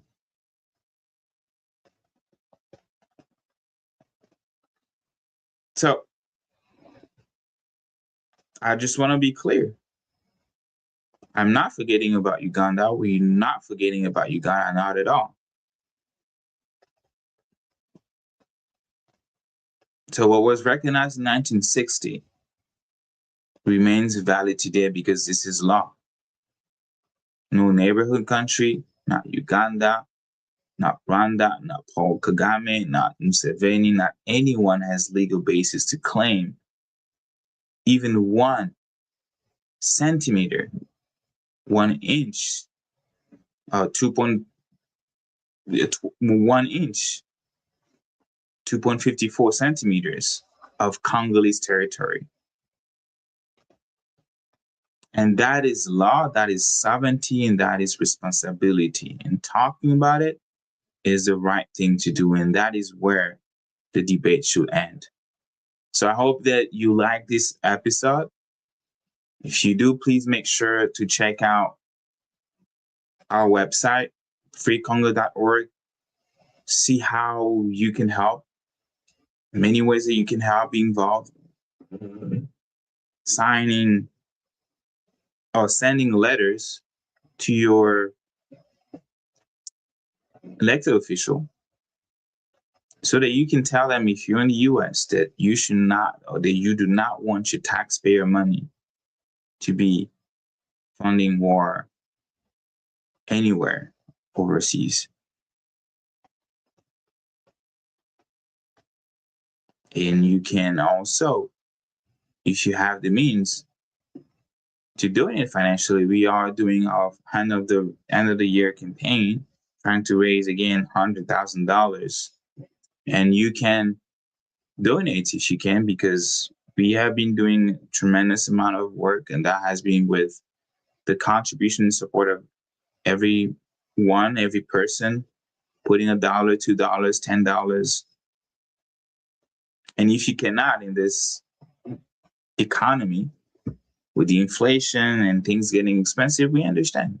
Then you can donate your time and join our small army of volunteers.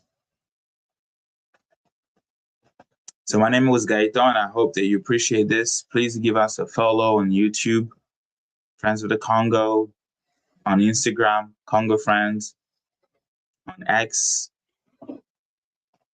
on Instagram, and on Facebook. So in the meantime, I'm going to catch you next week for a new episode, a new conversation about how to liberate the Congo. Thank you so much. Happy Saturday.